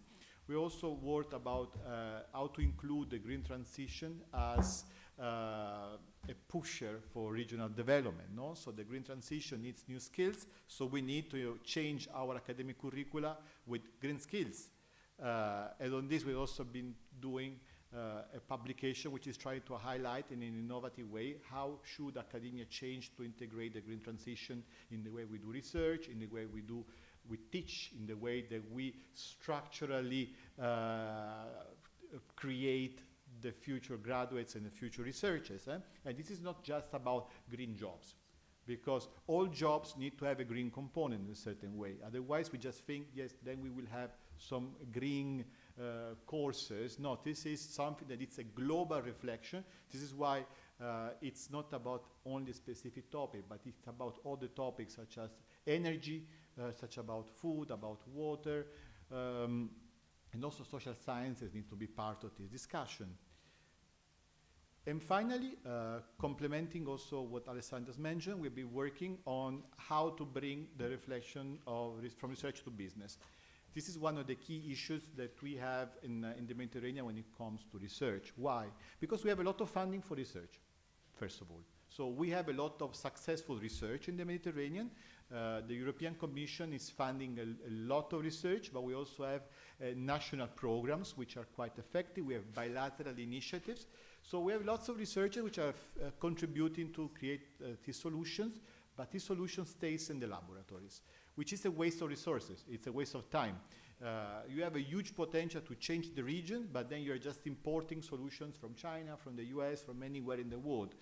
Whereas we have programs such as PRIMA, for instance, or the Horizon Europe Initiative, where they are developing new solutions for tackling specific challenges. But there is a death valley where this solution just stays over there, they die down.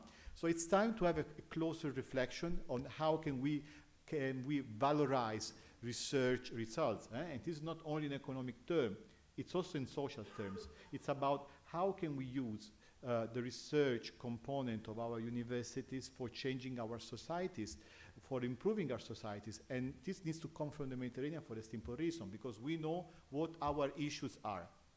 We cannot import solutions. We know what our issues are, so we need to create our own solutions.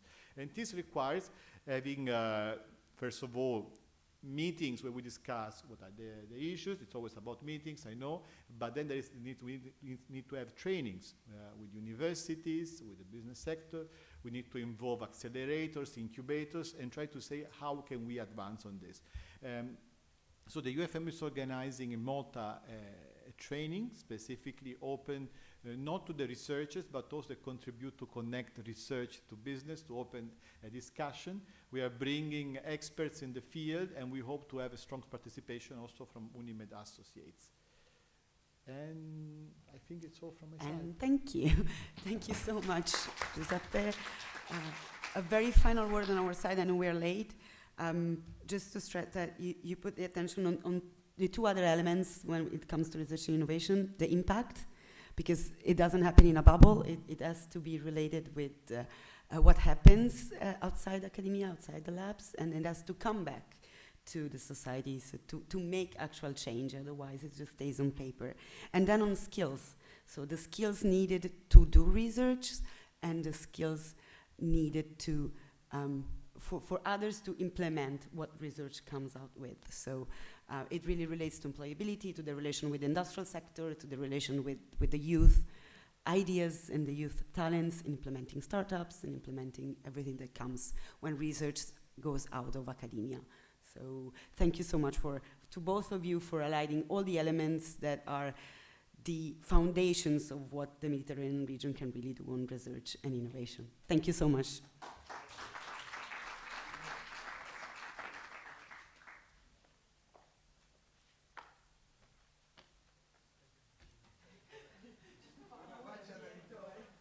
These two Sicilian guys. We don't have time, because I have a lot of comments, in particular how to Alessandro use the hands during this discussion. It's very the Sicilian way to communicate. Okay, thank you very much indeed, Alessandro and Giuseppe and Martina, for this session, because it's extremely important. Before to start with the parallel session, I would like to ask Paolo Scarnecchia, our musicologue, to give a very short presentation in the spirit of the podcast, because it's something that, again, I encourage you to use not just as a professional dimension, but for your personal dimension. Please, Paolo. And then I have to say something like this.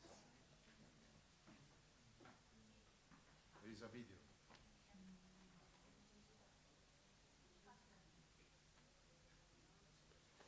There is a video that is starting. Piano piano.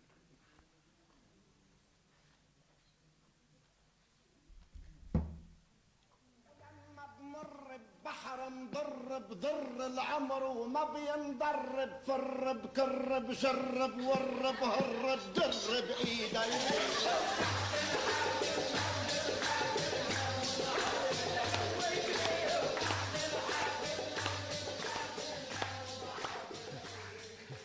Thank you very much, Marcello, and I'm very glad to be here with you.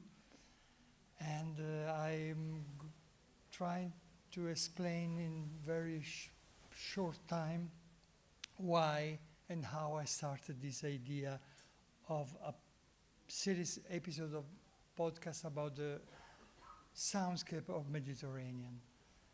Mediterranean, of course, as you know probably better than me, it's the cradle, the birthplace of so many different kind of music. and the three roots of the history of music of the entire Mediterranean and Europe, the Christian, Muslim, and Hebrew sacred and devotional music.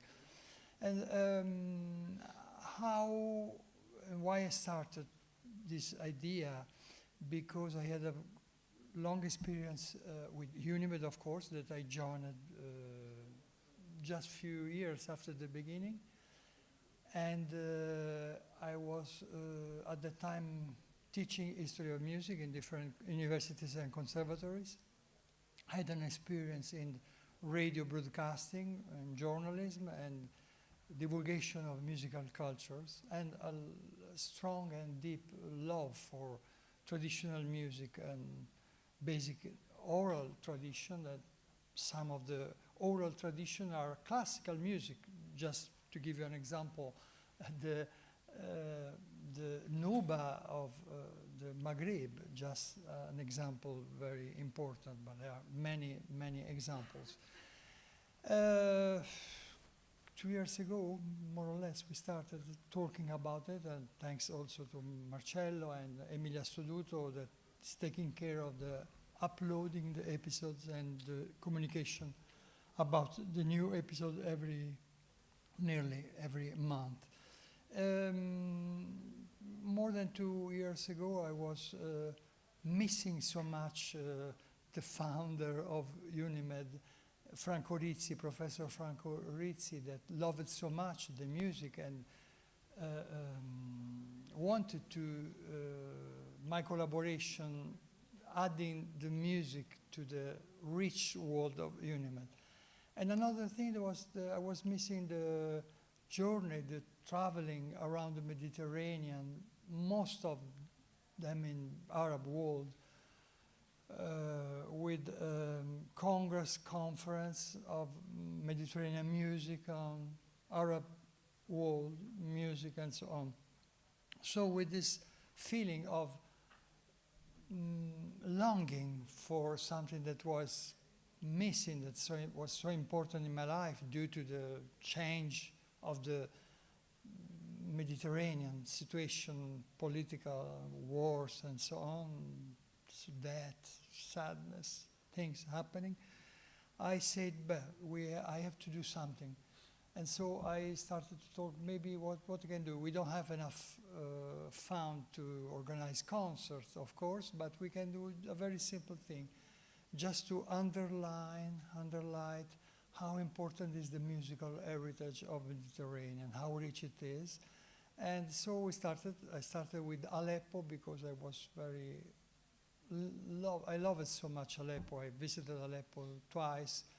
And Aleppo was a very important place in the crossroad for different commercial, traditional craftsmanship, music, religious pilgrimage, and so on. And so, you know better than me, that was destroyed by the war. And so we started with Aleppo, showing with ethnomusicologists how rich was their experience, personal experience of each of them, a kind of storytelling about how they started to love and to make field research and to present this very huge, rich, wonderful heritage. And now our 13 episodes online, and with the main expert of traditional music of Mediterranean. So I'm very glad to invite you to listen if you don't know it already, and to share with us and with your student, your colleagues, this project, a new project of UNIMED.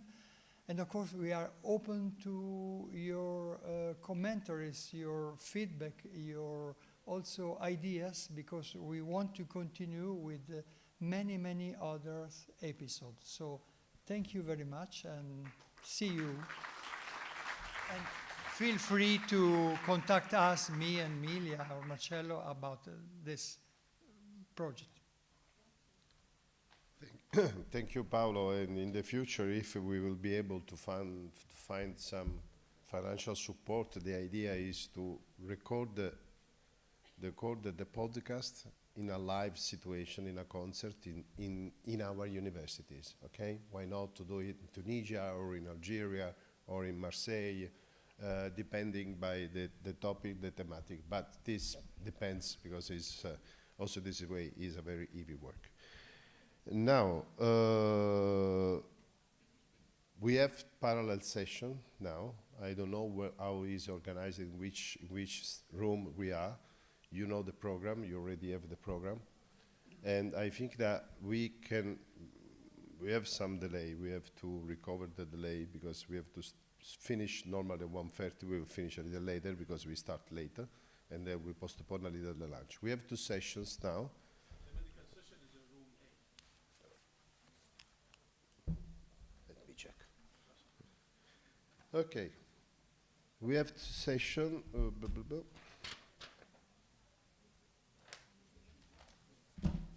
Where's my? Sorry. Okay, we have 2 sessions. The role of artificial intelligence to tackle. No, sorry. Yeah, sorry, John, this is correct. This is not the medical session. Yeah, it's later the medical session. Okay, the session 1 is the role of artificial intelligence to tackle the climate change challenges and to promote a young entrepreneurship culture. And the session 2, which is the Mediterranean students' recommendation implementation by the UNIMED member. Where is the session 1, please help me, is upstairs, okay? Session 1 is upstairs, and session 2 is in this room, okay? And I think I kindly ask the moderators to finish in 45, 50 minutes, if possible, to recover a little delay. Thank you very much. And let me thank also the interpreter, because now the interpreter will finish their activity that was only in the plenary session. They worked in a very particular situation, unfortunately not seeing the speakers, and this is the reason why there is a double thanks for them from our side. Thank you very much indeed.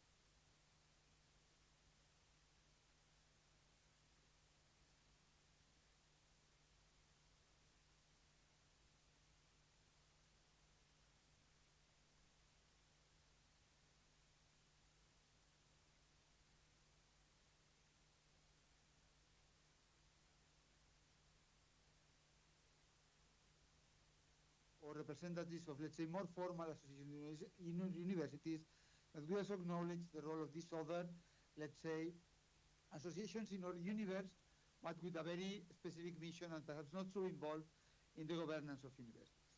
And last but not least, okay, what they ask is that we institutionalize participatory governance in academic and mobility decisions. Let me go step by step. Let's start with mobility decision. What they ask is that we hear their voice when co-designing mobility partnerships.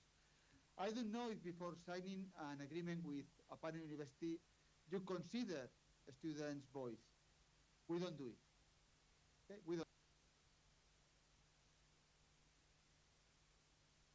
Vivian is very aware of that need of, okay, we don't look at the rankings. Look, this is a place for our students to go from their interest, and she's very aware of that. But it's true that we don't go to the student and ask, no? So it's your beliefs about what the students think that we consider in these decisions, and this is something that we would like to change in the future. I don't know exactly how, but we would like to have a more clear view of what are the runs. Of course, it's true.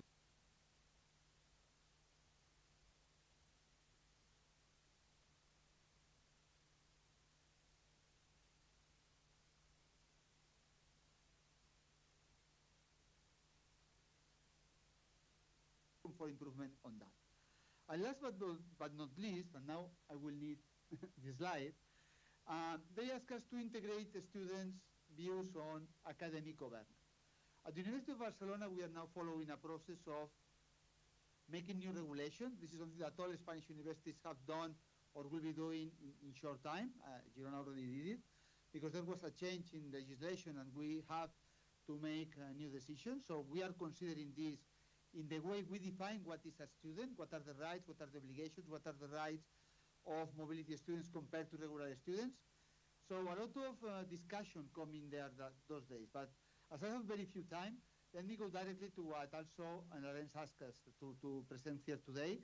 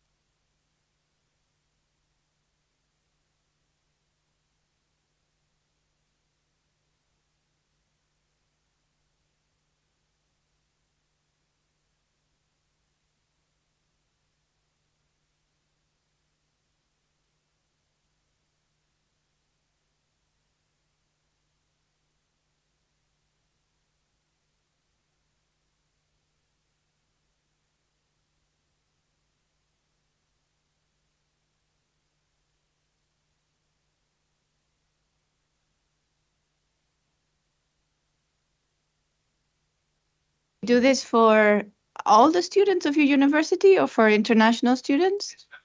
The students, we were small, this were about 4 or 5 people handling international students that wanted to go abroad. And so what we did is we each had our own regions. And so we each had different time Zoom sessions, and that allowed students to come in and ask their questions. We did that for a while. Not many came, no, but I think it's more institution-wide in our case. It's not the international students or the mobility. I don't think they have so many questions there as to opportunities that the university offers beyond their degree courses and you know, taking the classes and leaving. Yeah, but it's a thank you for the suggestion, because we can apply it to other aspects, for example. Yeah, thank you. Thank you. Any more comment? Otherwise, I will conclude. So I need to thank all the speakers. It was very. I dreamed this session and you make it possible. So thank you. But it was really important, I think, for UNIMED, but for me personally, to see how the universities already implement some student recommendation and how they plan to implement them, because I spent the 3 days, I spent the time with them during the summit, and how I see how motivated they are and how they want to make. So now we can also show and explain to them that we are working on the recommendation. We cannot obviously implement everything because we know that it is not possible, but we can tackle some of them. And also to make some bridging conclusion between what Raul presented for the Students' Council and Abdel Nasser. I think we are, in fact, in UNIMED, we are already thinking in establishing a kind of UNIMED Student Council to also to benefit from your students' experience and insights. I don't know for the moment how we can manage it, but if we succeed to do it, we can maybe call it Ahna UNIMED. So it will be something, we are UNIMED, so we can say it was just to make you smile. Yes, Mufta. Yes, we.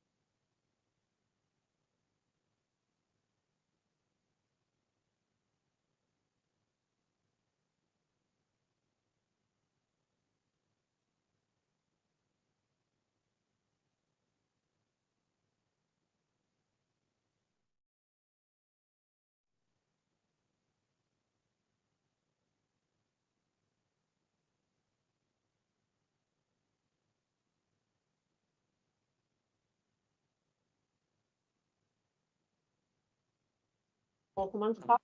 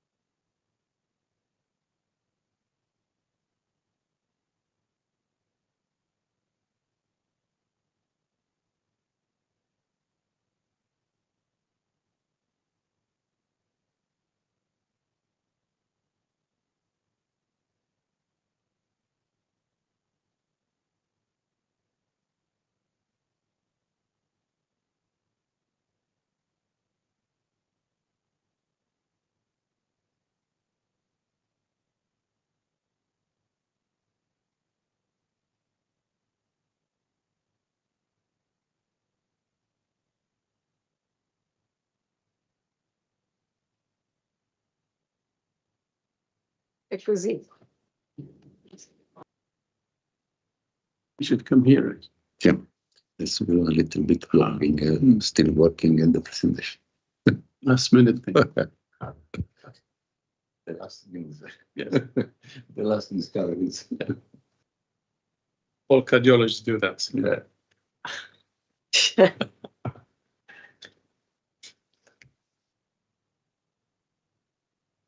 Tricky point. Giancarlo, aspettiamo fino a meno un quarto. Meno un quarto iniziamo. Se no io vi abbandono, ve lo dico. 6 minuti inizio. Sì.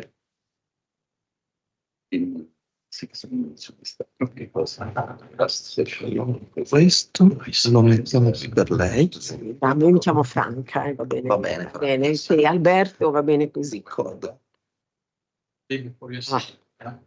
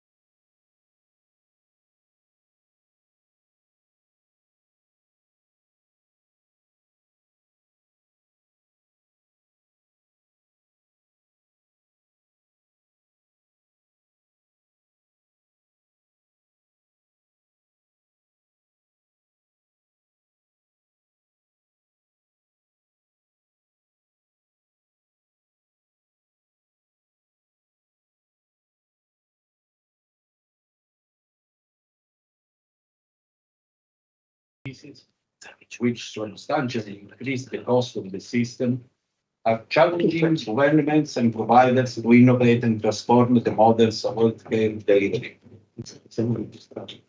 Ci vuole Forse è così, vediamo che era acceso tutto. The application of AI in healthcare system is already addressing an increasing number of these supply and demand challenges. In this regard, the availability of multimodal data from imaging, omics, economic, demographic, and other sources, together with the Internet of Things, computer power, and data security will lead to a valuable combination of healthcare and technology to fundamentally transform models of healthcare delivery through AI-augmented healthcare systems. So this session aims to offer some breakthrough in the application of AI in healthcare, discussing the potential direction based on AI-augmented healthcare system. So I am very happy to introduce Professor Franca Melfi, who is the director of the thoracic surgery department at our university and the hospital of Cosenza. And Franca will talk about new horizon in robotic thoracic surgery from conventional to digital. Please, Franca. Thank you so much, Mr. Chairman. Is this okay? Okay, the other one we needed to. Mr. Chairman, ladies and gentlemen, colleagues, good afternoon. It is a really great pleasure to share with you this session and especially my experience regarding the robotic surgery. Robotic surgery is a new technology which is applied in surgery. But I would like to give you a glimpse of this new technology, which is part of the digitalization in surgery. I am an authorized, this is my disclosure. I am an authorized intuitive proctor in Europe. So going in the core of my presentation, I would like to stress some points which are well expressed by the World Health Organization regarding the technological innovations. The technological innovation, all we know that is an important pillar in healthcare, and digital surgery, what today is defined as surgery 4.0, is the next frontier of surgery. And this is really important because when we talked about digitalization, we talked about different technologies, different advanced technologies, particularly AI, cloud computing, 3D virtual images, and robots. Robots is my main, as the chairman described during the introduction, is my main focus. And the robot is part of this revolution, technological revolution, which allowed to have a very interesting and very important transition in surgical field, which means that we were able to translate from a very conventional surgery, which means open surgery, to minimal invasive surgery, to robotic surgery. This was an extraordinary journey of medical progress, which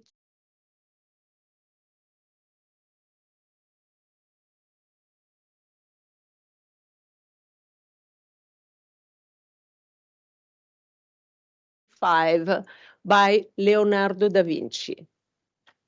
Leonardo da Vinci designed this autonomous robot, is an autonomous motion system.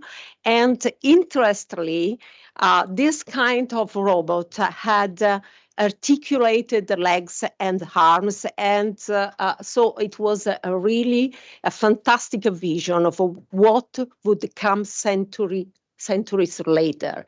And especially if we consider that this autonomous robot has 7 degrees of freedom. I look at you because it's a very interesting, we have a 7 degree of freedom, and this 7 degree of freedom is what we have with the new platform that we are using in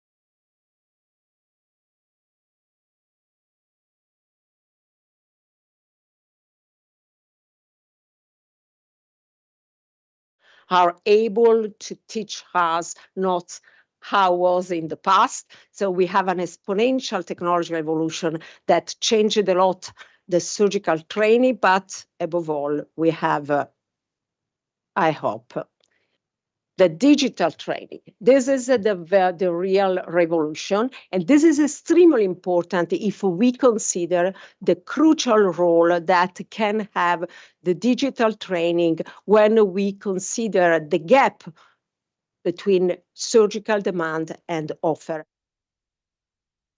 This data, 143 million of surgery needs worldwide, 2.2 million of surgeons, anesthetists, obstetricians are required, and this is the data of the Lancet Commission Global Surgery that stressed this point.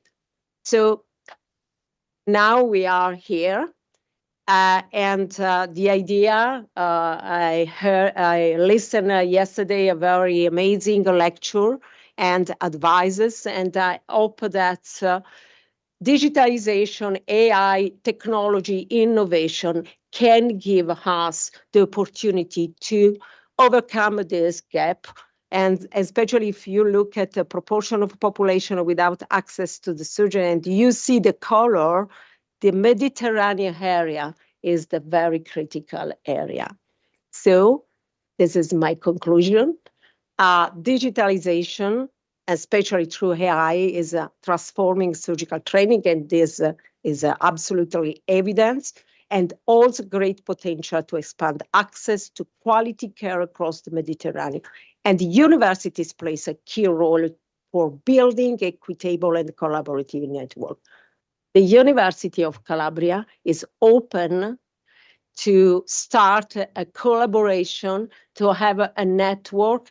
Unfortunately, I don't have this video, but I don't know if it's possible, probably no. But just to give you an idea how the technology that we are able to share with the others, and especially with the student. So my conclusion is we are ready to make it happen. And I hope that next year we can have a very strong network with the other university. Thank you. Many thanks, Franca. Very impressive and very impressive. And now this is the time to introduce Professor Rida El-Hockley from the Libyan International University of Benghazi. And the talk will focus on call for defining the hierarchy of evidence in the area of causal meta-analysis, omics-guided clinical trials, and real-world data. Many thanks, Rida. Thank you, sir. To stay with us and to give the talk. Ladies and gentlemen.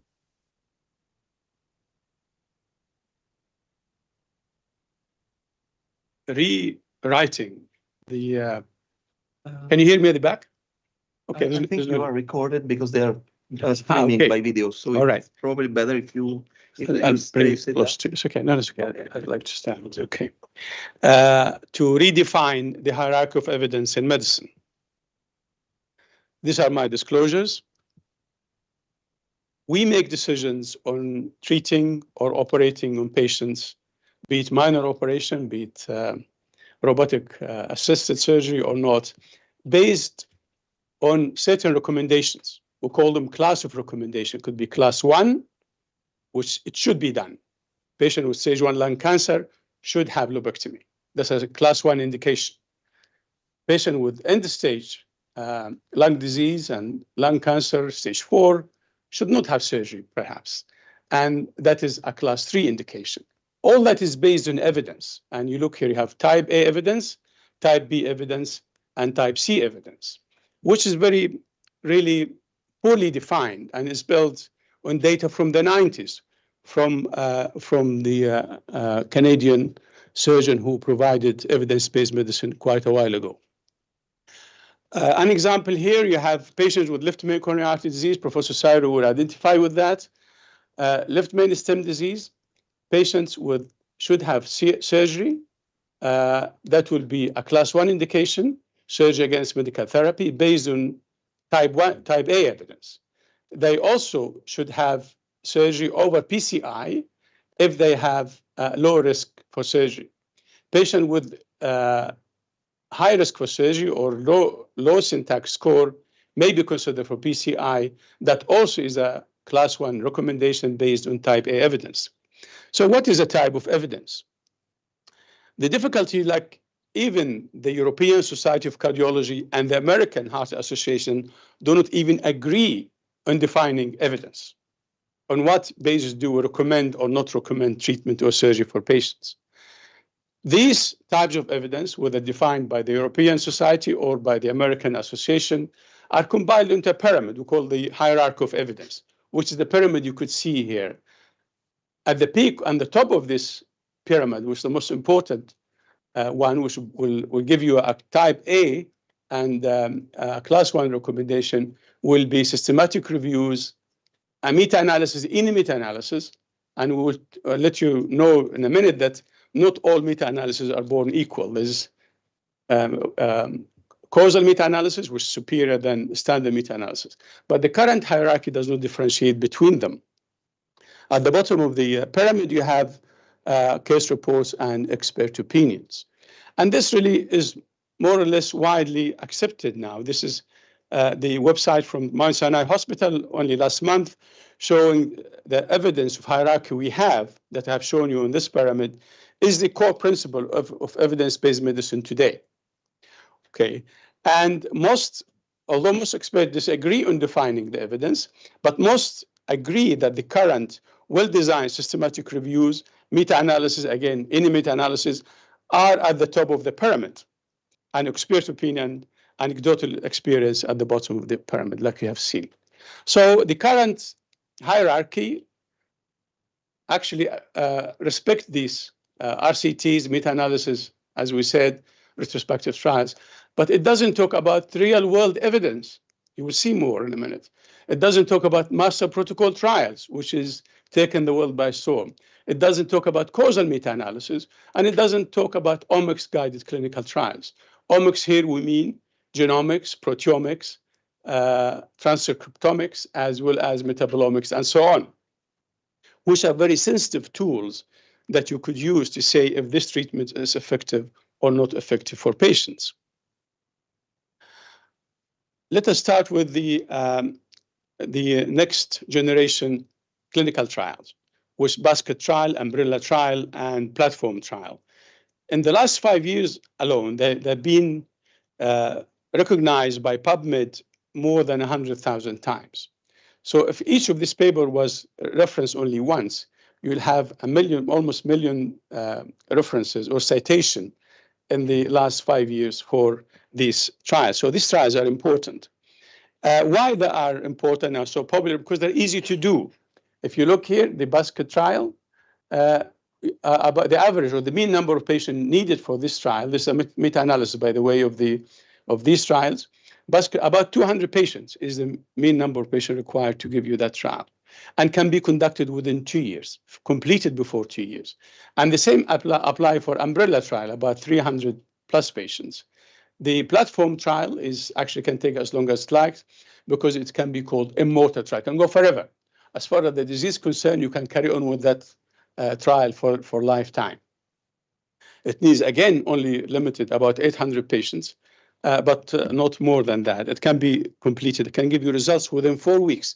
If you look at the platform trial done in the Corona days, within the first 4 weeks after recruiting 15,000 patients, they were actually able to define that chloroquine was no good for Corona. 28 days, all you need. So these trials are taking the world by storm, and in many ways have been recommended by the FDA, they have been recommended by European Medicine Agency, that we should foster these innovations, we should promote high quality or the use of high quality real world evidence, and we should support development in precision medicine and biomarkers in omics. How about meta-analysis? Like we said, causal meta-analysis is different from non-causal meta-analysis. Causal meta-analysis use the risk difference, the real difference in the risk of the patient exposed to, as compared to the odds ratio and risk ratio, which is totally inaccurate. And more important, that this paper published only last month, who compared they looked at 500 published meta-analysis, and they compared causal meta-analysis to conventional methods of meta-analysis. And they said here, while conclusions often align, notable discrepancies prevail and is seen between both of them, where conventional methods of meta-analysis may suggest treatment is beneficial when, under causal lens, under causal meta-analysis is in fact harmful to patients. So we should really separate causal meta-analysis from conventional meta-analysis. The same apply for real-world evidence. It's now commonplace in applications seeking FDA and EMA. So I think if these organizations are using this as evidence, we as clinicians and doctors should respect that too. The other, maybe this will summarize situation. This paper published in Nature Medicine last 2 years ago, and it's fantastic. It shows you that what we are looking at in our current pyramid here's only the tip of the iceberg. Because if you look at the details, whatever available in electronic medical records, every hospital now have EMR and have so much data. If you look at the wearable item, your watch recording your ECG pattern and your heart rate and so on. If you look at the omics we just mentioned, if you look at the patient-reported data, and if you look at AI and medical data or the Internet of Medicine, it's a huge amount of data, and it should be really reflected in our hierarchy of evidence. It's not. So in summary, what we have is primary evidence, master protocol trials, RCTs, real-world evidence, case reports, and experimental data. And we have secondary evidence, which is derived from the primary evidence, like causal meta-analysis, non-causal analysis, expert opinions, and systematic reviews. And you have variations of these. You could have one master protocol trial with 3 meta-analysis. It could be guided with omics or not guided with omics. So you can imagine trying to mix all these up in one pyramid is a very difficult task. And also will mess up our current guidelines, because the guidelines we're using for what we do today are based on this old-fashioned or outdated hierarchy. So what we propose is to add a new peak to the pyramid. We'll call it A+ pyramid. We'll improve A, B, and C evidence, A, B, and C levels of evidence, which we have before. And in addition, we will add a new level called A+. That will include trials that are omics guided, trials that talk about causal meta-analysis, and we'll talk about real-world evidence, especially if it is propensity-matched real-world evidence. So the pyramid will look like this. I'm not going to bore you. Really, I didn't have time. I would have loved to discuss this with you, but I'm hoping that our colleagues from UNIMED will be able to help me out to finalize pyramid. I really need your support in this front. If every university has just one or more specialists interested in hierarchy of evidence, will be able to come up with a fantastic tool. I can make it, if I have time, I can summarize this in 2 minutes, or we can stop here if you wish.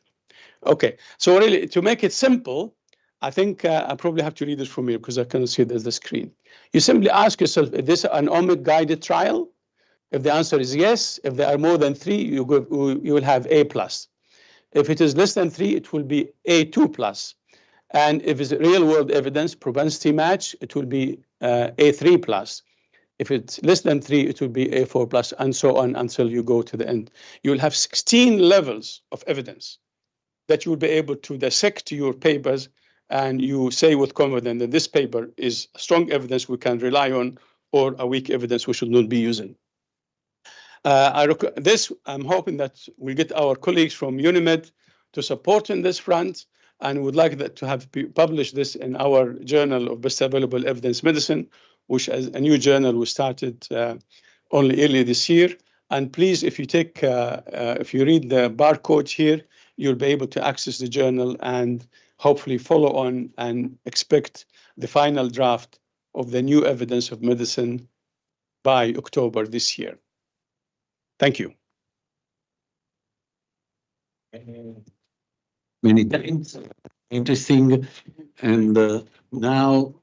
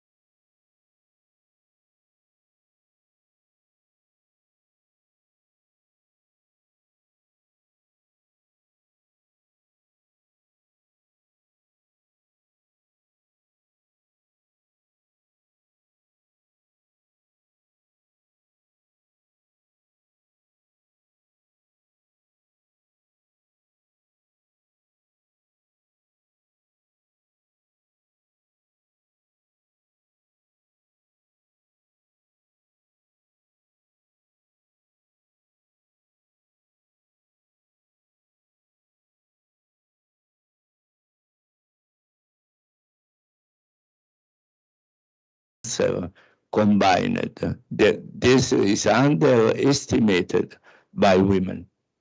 40% of all deaths are in women.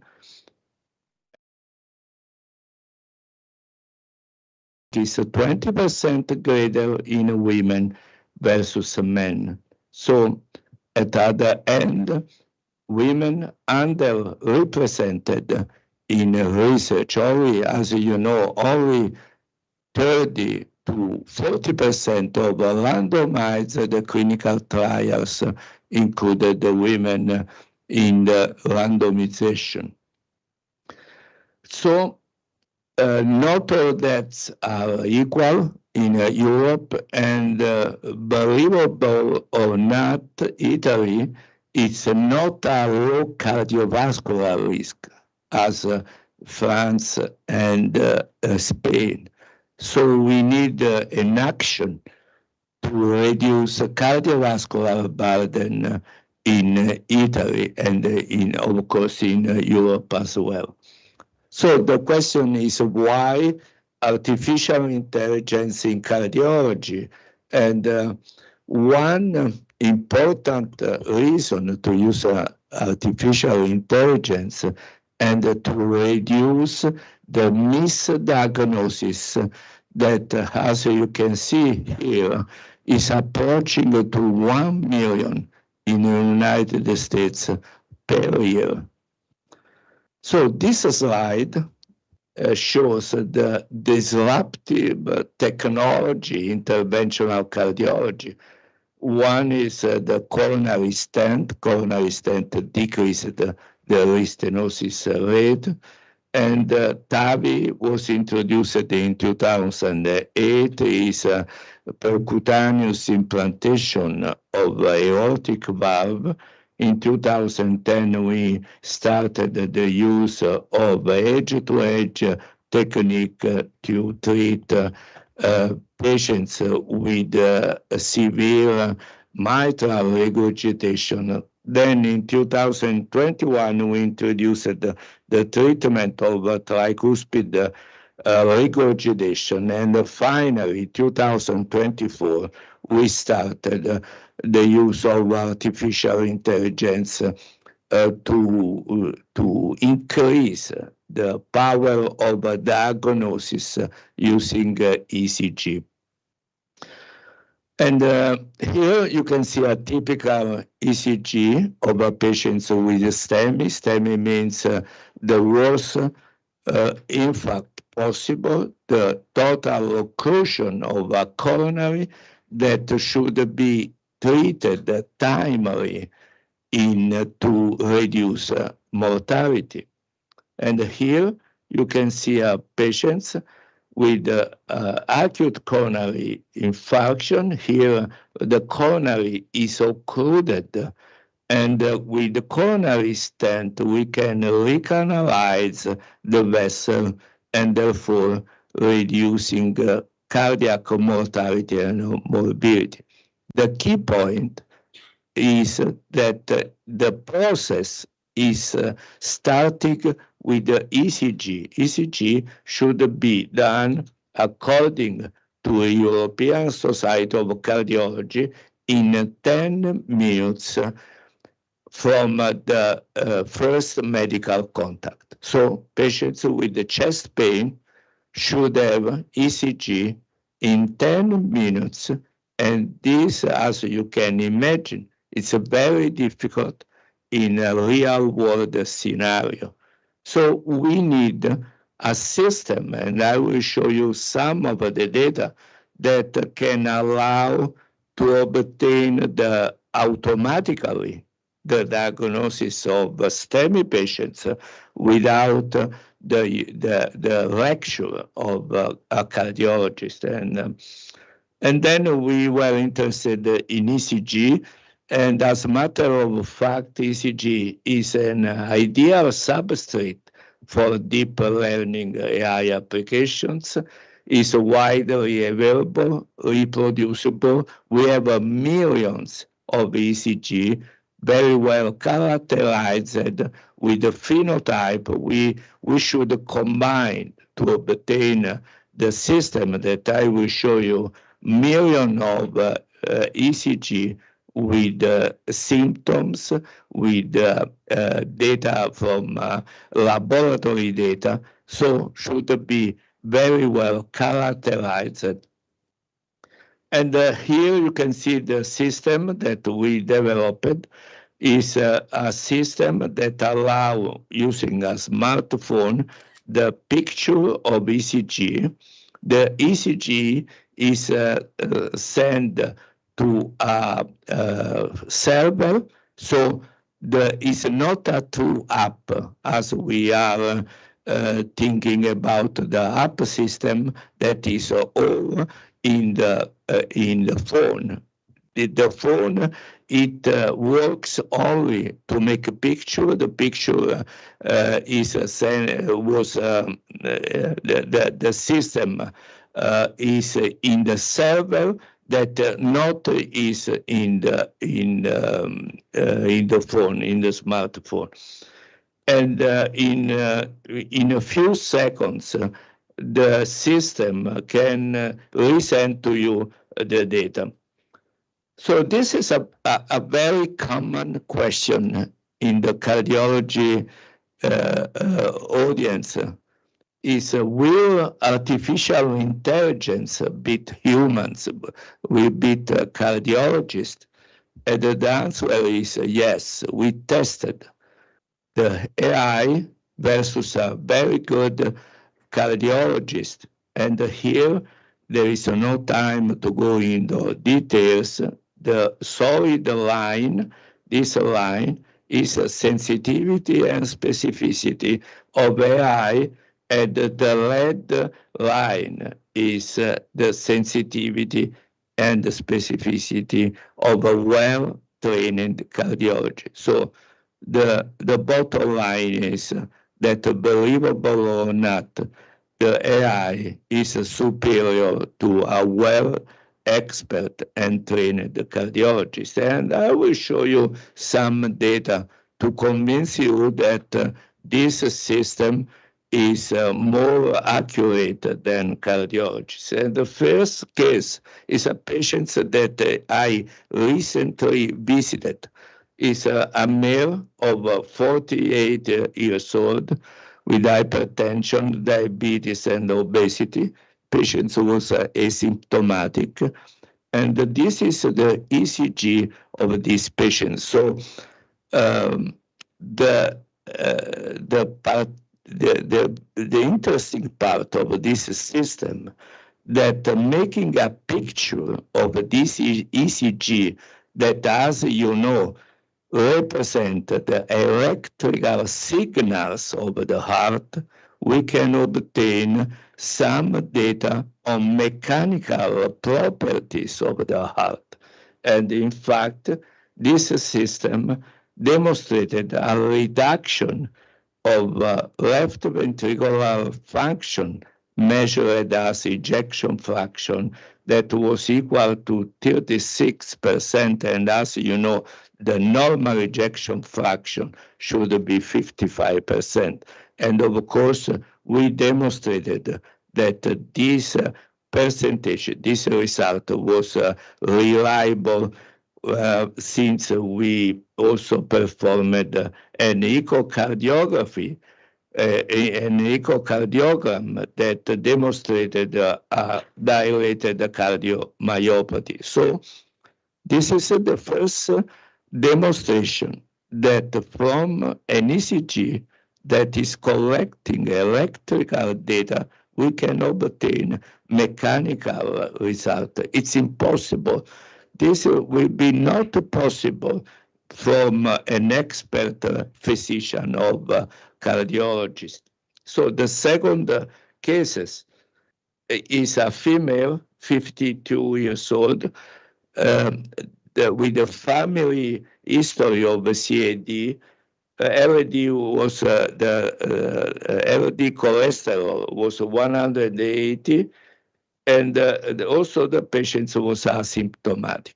So this is the ECG of this lady.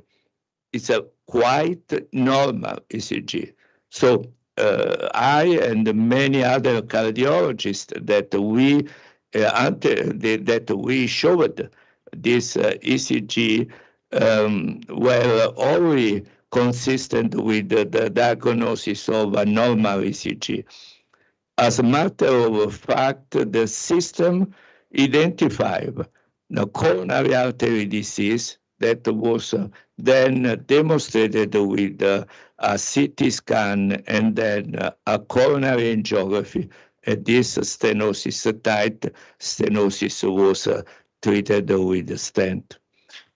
So this is the nice case that I'm showing when I'm making a presentation of the advantage of use AI with the ECG. Let me tell you that cardiologists are still skeptic on the advantage of AI in practice in making a good diagnosis, because they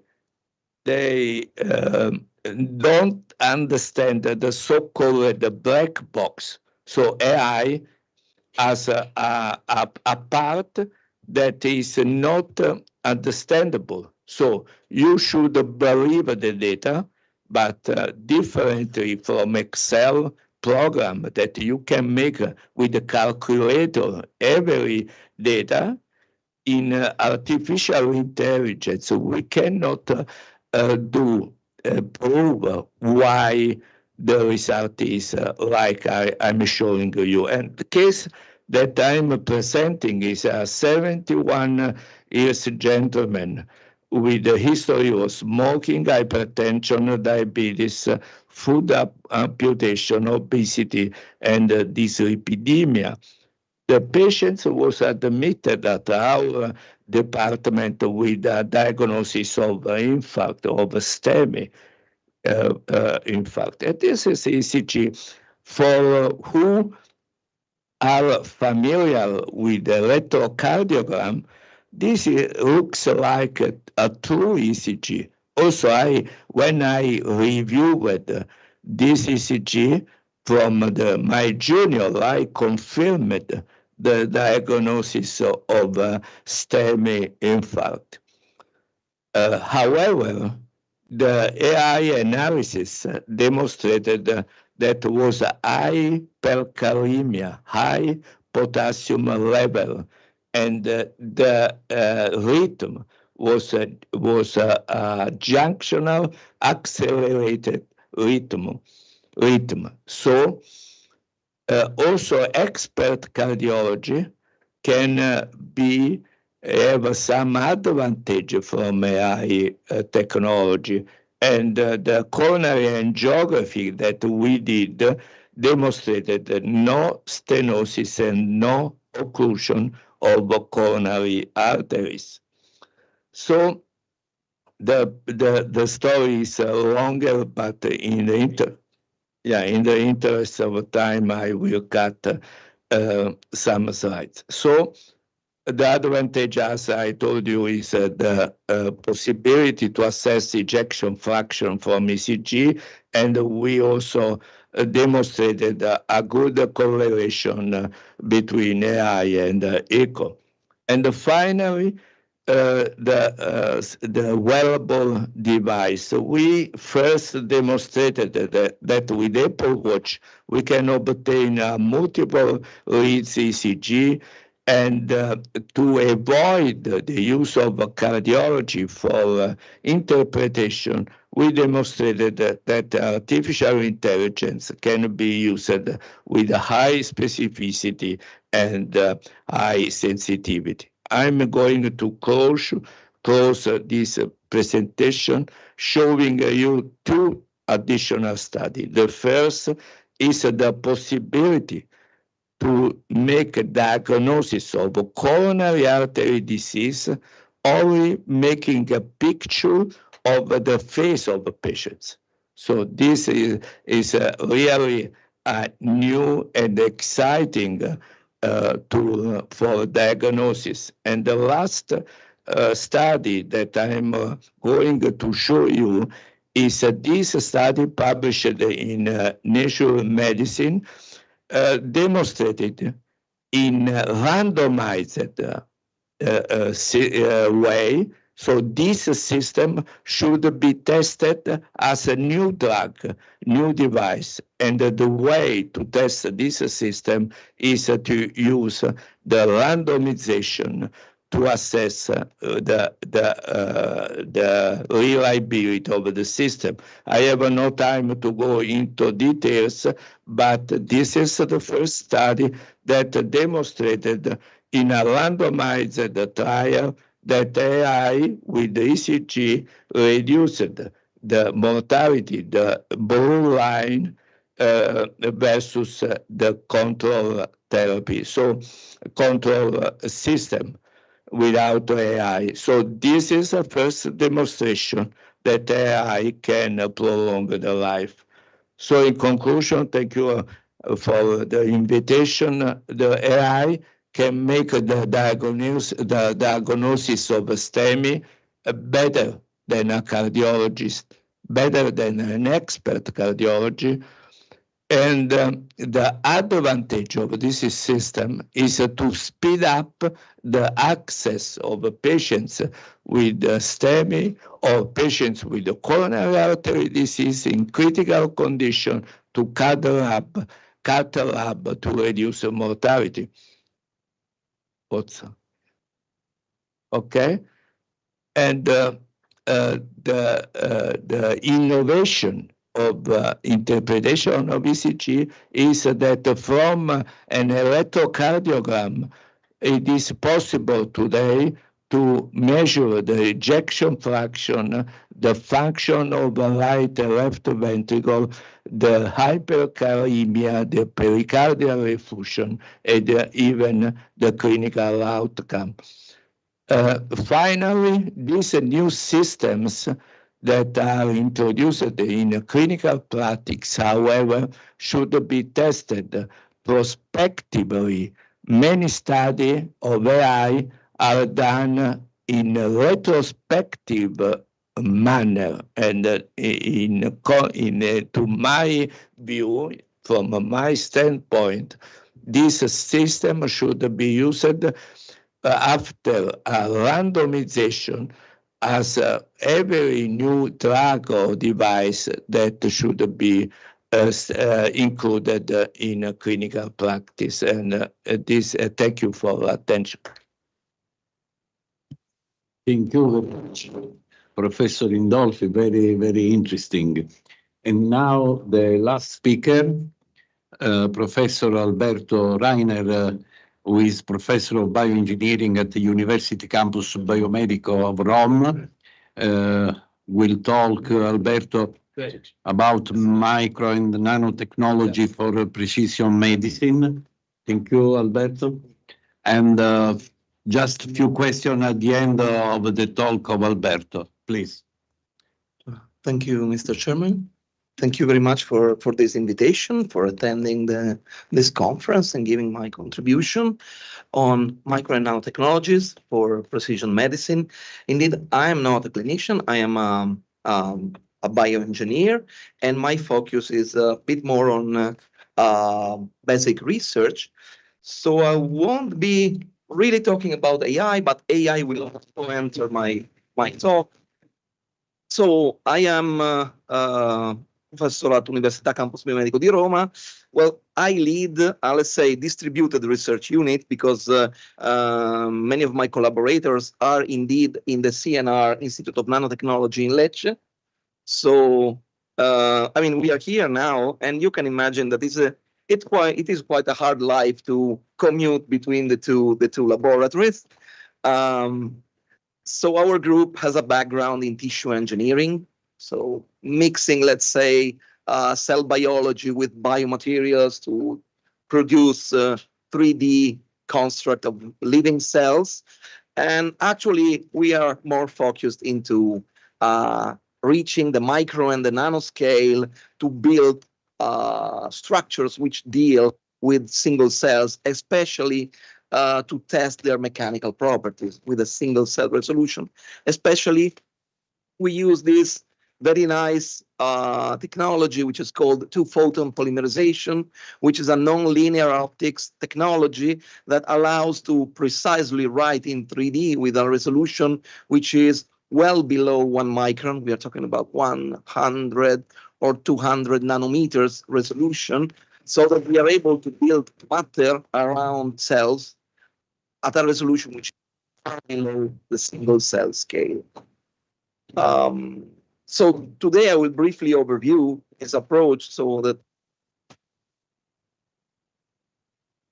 I don't know. Okay.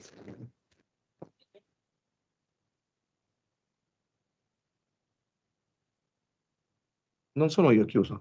Okay.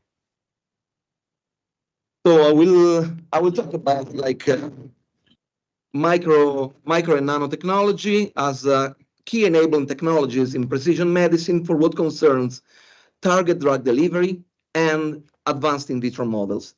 So, I mean, many of you may know what is the idea of sustained drug delivery, the idea that we can administer a drug through a carrier, which allows us not to make several administrations with a dose which might exceed the therapeutic concentration and then go below the ineffective level, but try to extend the lifespan of one administration with a concentration which stays in the therapeutic range. To do so, we need carriers which are able to deliver the drug. And we would also like, so innovation is really pushing to be able to administer the drug to the compartment, let's say, which needs to be treated. Let's think about cancer treatment, for example. We would like to be able to deliver a cancer drug only to cancer cells. So we are playing around with nanotechnology to build nanocarriers which can recognize cells to be treated. In particular, we are studying nanogels. Nanogels are the nanoscale version of, let's say, massive hydrogels. So polymeric networks which are able to swell in aqueous media and to deliver both hydrophilic and lipophilic drugs. So our let's say our research is really concerned into targeting the hyaluronan receptor, CD44. So we play with hyaluronan-based hydrogels and nanogels. I mean, although the internalization of hyaluronan through the receptor has not been, let's say, elucidated completely, still there is this strong interaction with CD44 as the main interactor. So we have developed in the last years a synthetic route to produce hydrogel nanoparticles based on hyaluronan.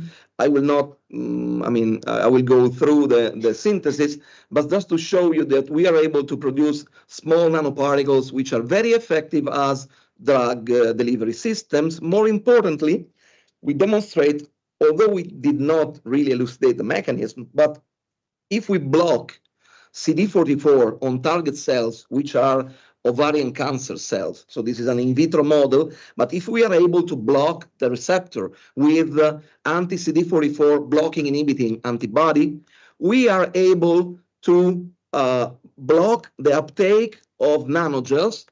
Unfortunately, I can see them on the monitor, probably not on the projector, but so naive cells uptake the nanogel. If you block the receptor, nanogels do not enter the cells any longer, which is, let's say, an indirect proof of the true involvement of the receptor. Of course, this can be quantified at the flow cytometer. So we have the, let's say, the numbers testifying this uptake. And of course, if our scientific problem is seeing nanoscale matter inside cells, we need microscopy tools. And here is the first point into which AI enters, let's say, life sciences for a basic researcher, as I am, which is the power of modern super resolution optical microscopy in resolving nanomaterials beyond the diffraction limits. Here we are seeing, let's say, 50 to 100 nanometers particles inside cells, and we use deep learning based segmentation to quantify in an automatic and non-supervised manner the amount of particles which are uptaken by cells. So here, as you can see, this is a so-called structure illumination microscopy, or SIM. This is a, let's say, epifluorescence image of a single cell. And here you can see how well the super resolution algorithm is able to reconstruct and give the details of single events, single particles, which are then analyzed by deep learning. Of course, we do research which is sort of technology driven, let's say. And so we play with microfabrication to be even more capable of producing nanomaterials. So we play with microfluidics. So we transform batch reactions into in-flow, continuous flow reactions to produce nanomaterials using these chips, microfluidics chips, which are very effective, and they give us precise control over the resulting nanomaterials. So this is a conventional batch synthesis. Here you have the size, so the size distributions of the materials that we obtain. The in-flow microfluidic synthesis the distribution is sharper. So we have enhanced control on our capability of conducting the nanomaterial synthesis reaction. So this control turns into higher control, more predictable effect of the nanomaterials. And so I will just show you that we treat, of course, this kind of problems with a design of experiment approach, which means we span, okay, we choose a set of variables like process variables, and we span a range of values for these variables, and we try to understand how the system responds to these changes in the variables. Of course, by, in this case, monitoring the cell uptake. You can see some nice super resolution images with in red the nanogels with different formulation here. We chose the molar ratio, so the chemical composition and the flow rate of this microfluidics chip. So we have a family of 9 different formulations, and these formulations behave differently. So the problem is then try to understand how the process variables, the physical parameters of the gel and their biological performance correlate or not. So, of course, this is simply a correlation matrix that shows that some parameters are sort of intertwined, but then you can analyze it in more sophisticated ways, like with surface response methodology, which basically is a descriptor of how the system responds to variations in the process parameters. And here, again, we are translating this kind of research. So these are surfaces. These are explicit equations.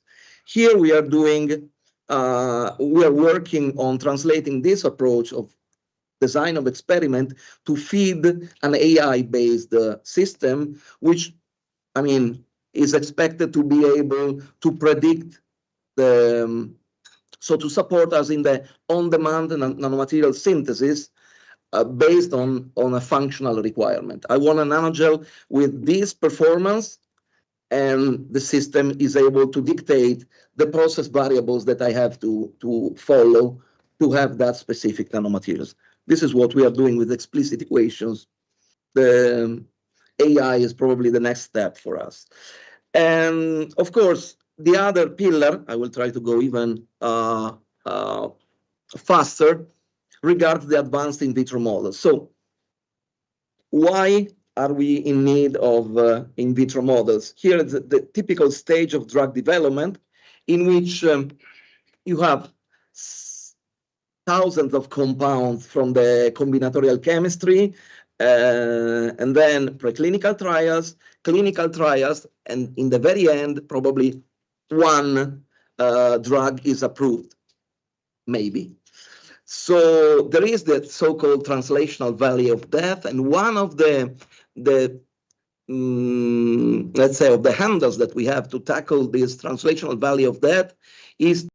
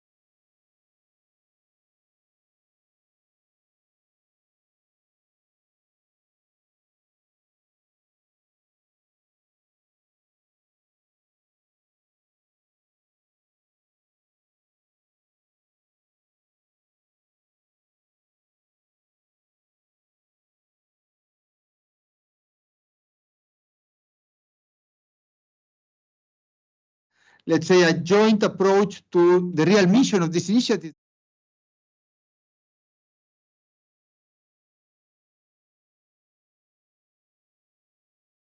And some values. And I'm not going to repeat that, but what I want to highlight is that we arrived to the conclusion that instead, or that apart that we are all comprehensive universities, it was important to put the focus on a topic that was of real interest for all of us under the umbrella of all these different values. And the topic that emerged was sustainability. Sustainability understood in a very wide way. So now we have educational programs in food security, water management, planetary health, and many other initiatives in related topics. But so it is that we decided to specialize on that. But let me be very clear of how do we see what does CHARMU offers for us and what is different from other types of international collaboration. The first and more important issue for me is that this is a long-term commitment. Okay, so it is that we want to go beyond the duration of the project. We are funded through a project, but we don't understand our cooperation as a project. This is important also for the development of the project, because at the end when we meet European Commission officers and they are asking us about, okay, how is the project evolving, we always say some additional initiatives that are out of the project. And they say, no. But it is that we are running beyond what we are being paid for. And this is important because this means that we are devoting resources to this initiative that, of course, without the funding of the European Commission would have not been emerged. But probably in the future, I will not say self-sustained, but it will not be so dependent of what is happening with the policies of the European Union that are not predictable at this stage. Sorry to be so clear also with that. The second thing is that we are using the Alliance as a test bed for innovation. It's very difficult sometimes to change things at home because of the size of universities, because of the rigidity of our structures. But as I explained this morning in the session on students' recommendations, okay, we had the chance here to create something from scratch. So this means that we are very flexible, that we have the capacity to get things wrong and nothing happens. This is a small scale experiment. So at the end, nowadays we have in all our educational programs no more than 400 students now. So this means, okay, that we can try new things. We have a master that was the first joint master under this initiative that implied in order to be approved a change in the Spanish legislation that we achieved. And this master has now become a place where our professors, where our educationists, where our students, where all the members of the community feel comfortable to just brainstorm and say new things. At the same time, I think that we were very aware of the responsibility that being one of the 17 alliances that were funded had for us. Everything that we are designing, we do it in a very open way, very transparent, and thinking in terms of its transferability. Okay, so you go to our CHARMU website, you will see that there are several toolkits that can be used for any university based on our experience, I insist, of what works and what not works, which is very relevant for us. And sometimes, as academicians, we only explain what works and we share our best practices, but this is very important to recognize failure and to learn from failure. And this is in our materials. Okay, so I invite you to have a look at it. I don't want to extend very much, but here you have a short list of how we see what this initiative is bringing to our communities. And we think that it's important for students, not only students that are participating in the educational programs that we have launched, but also for the other students, that are also knowing about it. We have some transnational online lectures. We are having also, of course, enhanced mechanisms for mobility, but also for faculty and staff or for administrative staff. I don't want to get more time. Perhaps if somebody has any question, we can take it now, but I think, or what you prefer, but I will stop it here. Of course. Consider that at some point you have to leave. If there is some question, one question for Raul, or we go ahead, and if in case we can. Okay. So in any case, I will leave the presentation and you can distribute. Of course, we will publish on our website. We move now from Barcelona to Turin. Politecnico di Torino, not translated into any language. Marco Zanino, in several occasions, we participate in sessions discussing about internationalization of European University Alliances. He is, in a way, one of the person that we discussed about a lot on this issue. Roberto, please. Yes, thank you, Marcello. So this is a title for presentation for in probably 5 years or so from now. So it's a little bit too ambitious. I try to give you just a few hints about what is the current situation. So first of all, our alliance, the alliance to which the Politecnico di Torino participates, like the Charmy U of Raul, is a so-called first wave alliance. So-called first wave alliance. Okay. It originally involved 7 universities. Similar again to what Raul was saying, we were also coming, all of these 7 were also coming from a previous network, which is called Cluster, which still exists. Both Cluster and Unite are, well, the acronym says it, University Network for Innovation, Technology and Engineering. So it's a very vertical alliance. We have currently horizontal alliances, let's say more comprehensive type alliances, and we have very vertical ones. So you may choose, what's your favorite. We have about, let's say, the universities which belong to Unite have a total about 250,000 students, which you should not compare with the 400 students of Raul, because this is just the sum of the students, okay? It's not the real Unite students, which is a not so well-defined entity, I should say, these days, okay? And the rest of the numbers you see, 20,000 PhD students, so those numbers are quite impressive.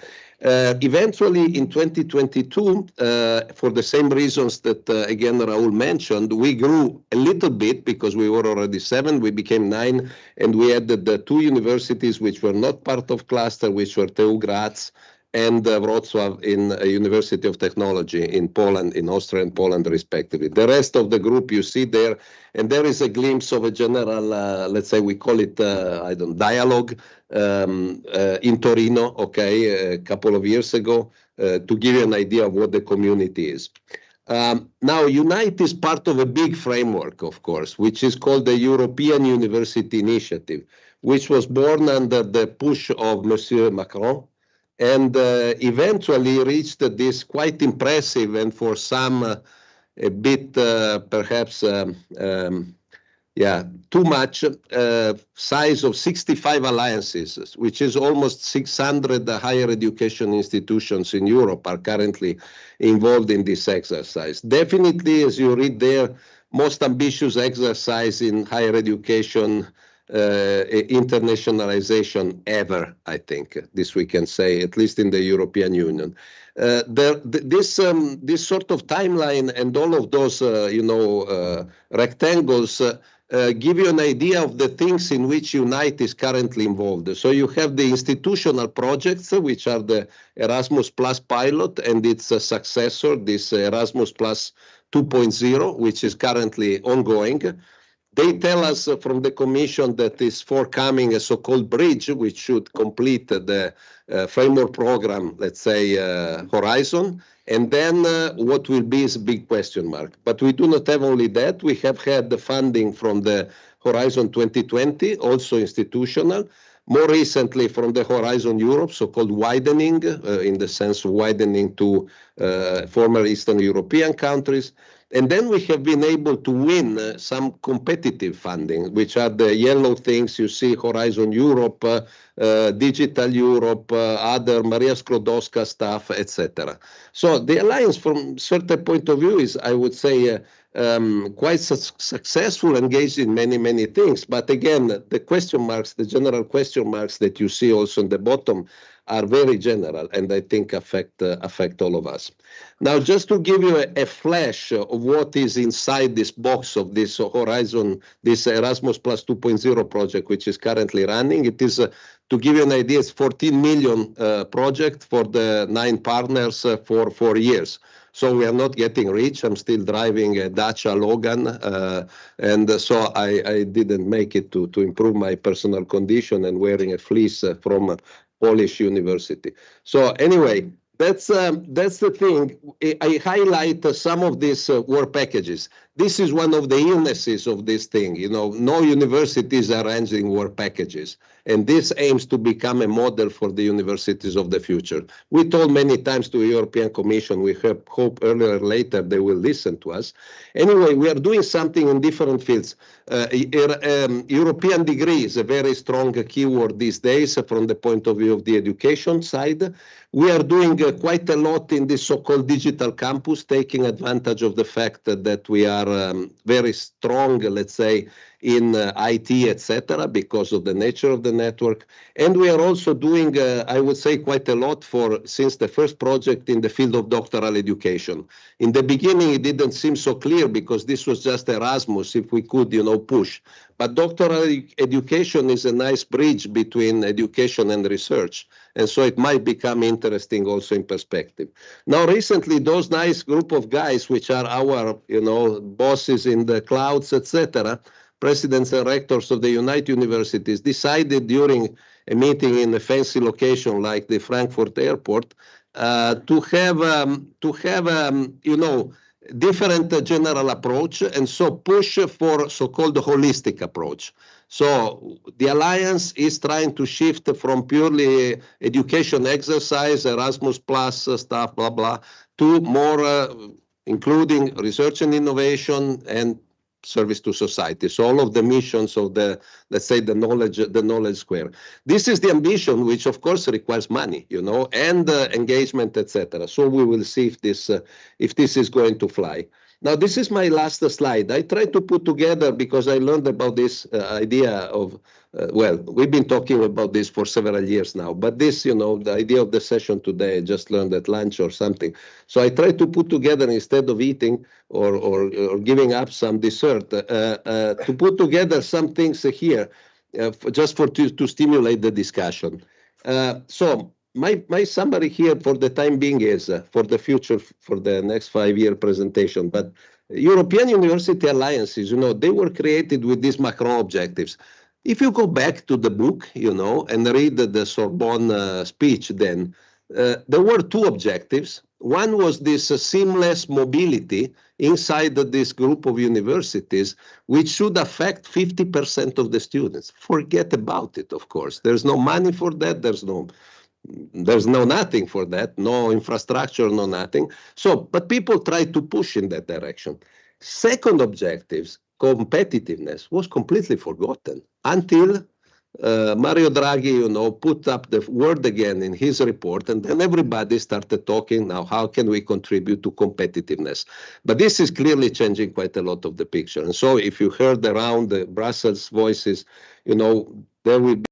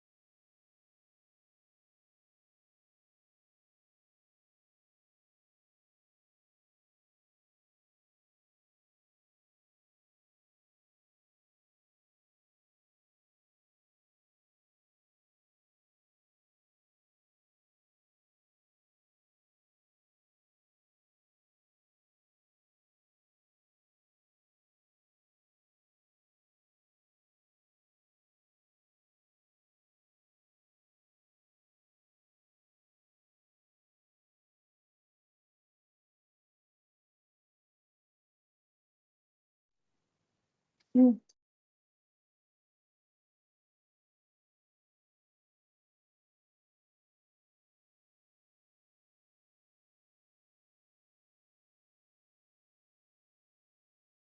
really connected with their universities at home. So it's something like a meta-university alliance.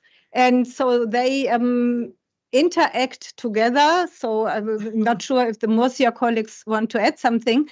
And so I just can describe it from the perspective of administration in a university.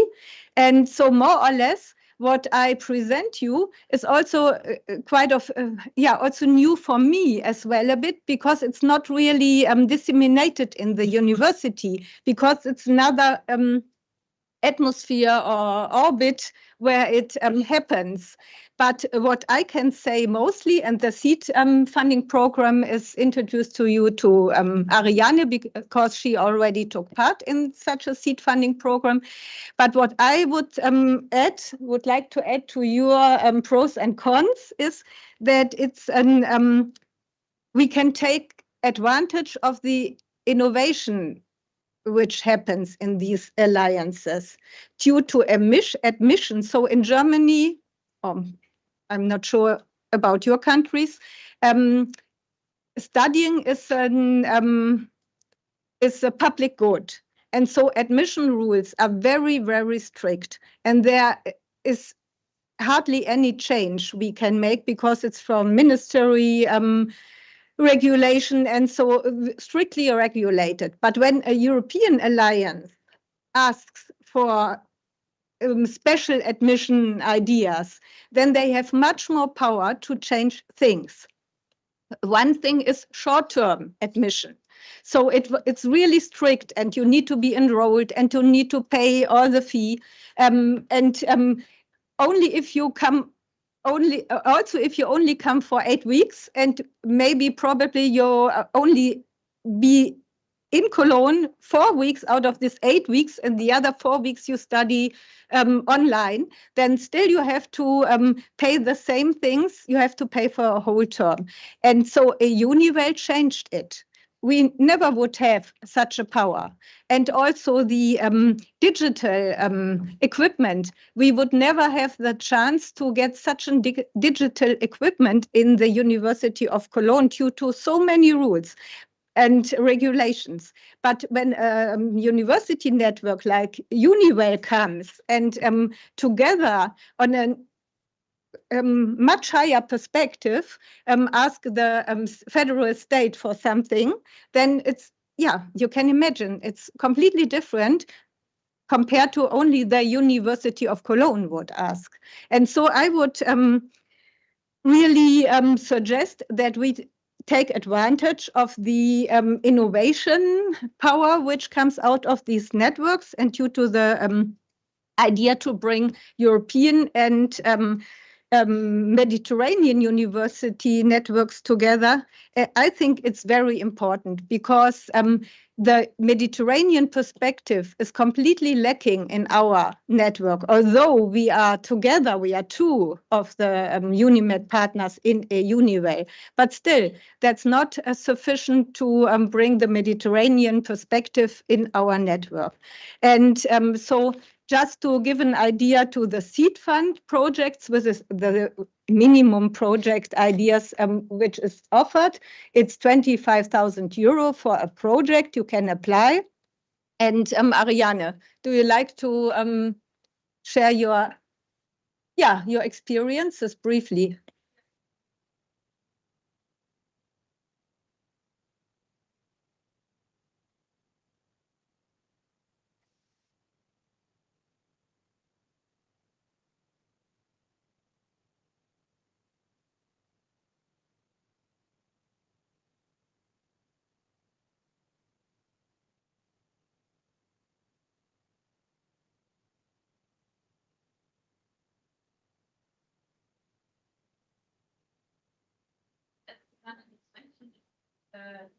And 5,000 euros that we applied for, and that we also were granted.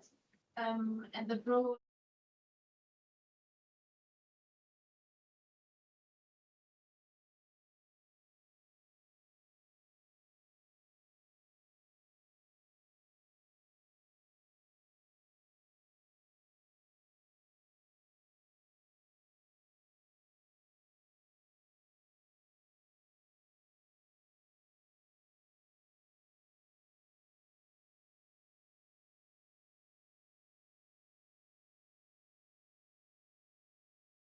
students from the University of Cologne, from Turkey, from Armenia, and from Russia, who would go to the camps. And yeah, I would say it was really successful and very interesting, of course, to work on a European level and also to see which politics are influencing the refugee programs in the different countries. So, Thank you very much. and you want to add something from Murcia perspective?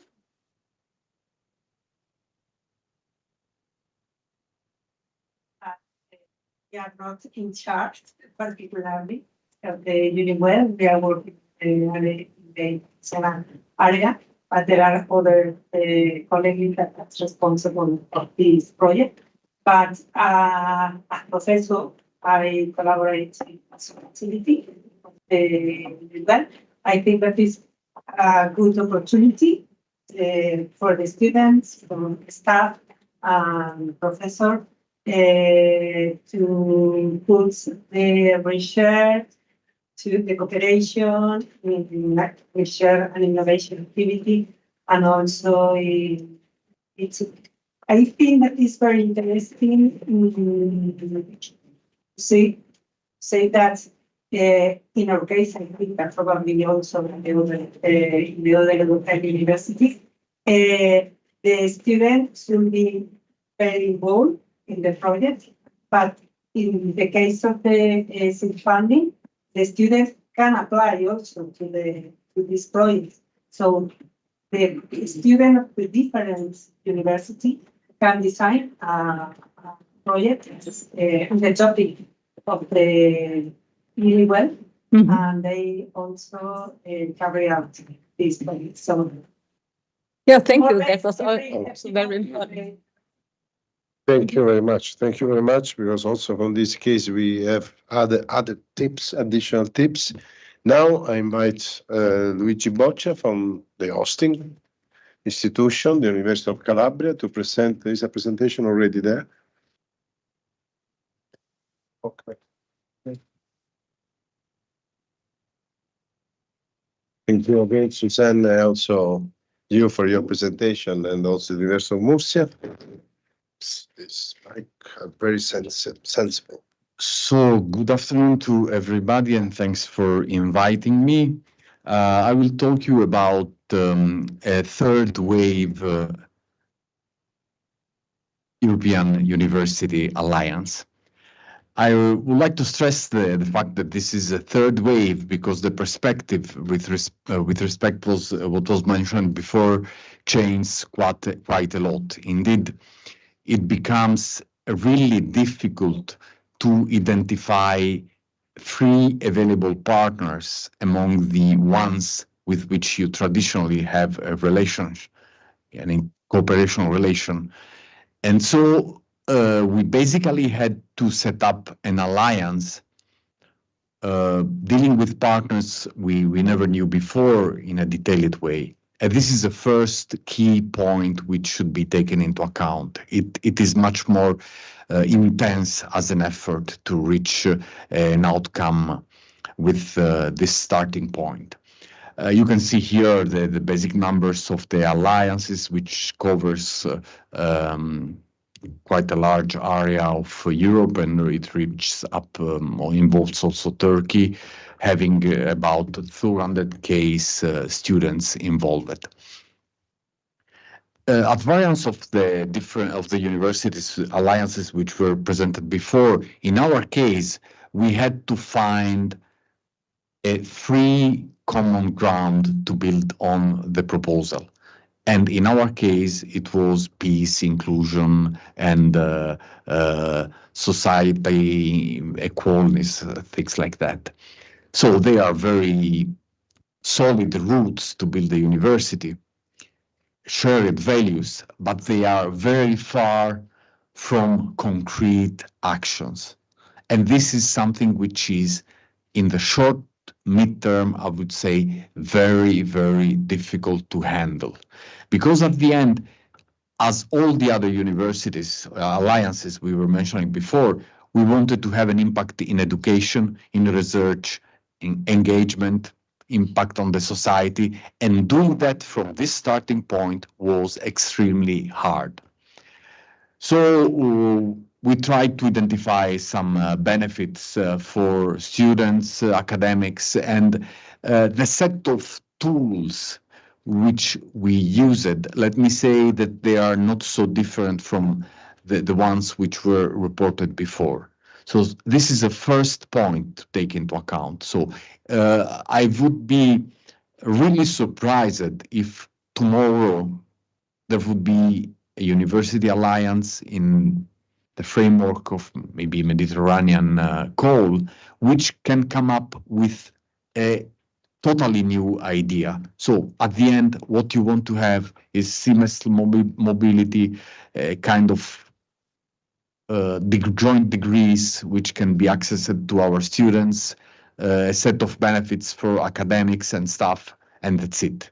The way of doing that is more or less already defined. I've seen very few new ideas on this landscape.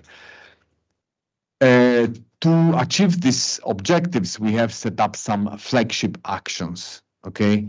So they are the actions we are putting more effort, and they involve joint degrees, living space lab for peace, education for international teachers, and a European curriculum. And just 2 slides to show you the organization. We have 8 work packages, okay? One of the key novelties we have in our alliance is that being our university, a campus, and having other campuses within the alliance, we decided to have a work package, which is work package 5, dedicated to campus and social life. And so we have a student society, which involves students from all the network. We have the idea of having this single card, electronic card, which can be used to access any campus, any library of the campus, any canteen, and so on, which is a very challenging effort. Not all the infrastructures, as you can imagine, are ready for this type of thing.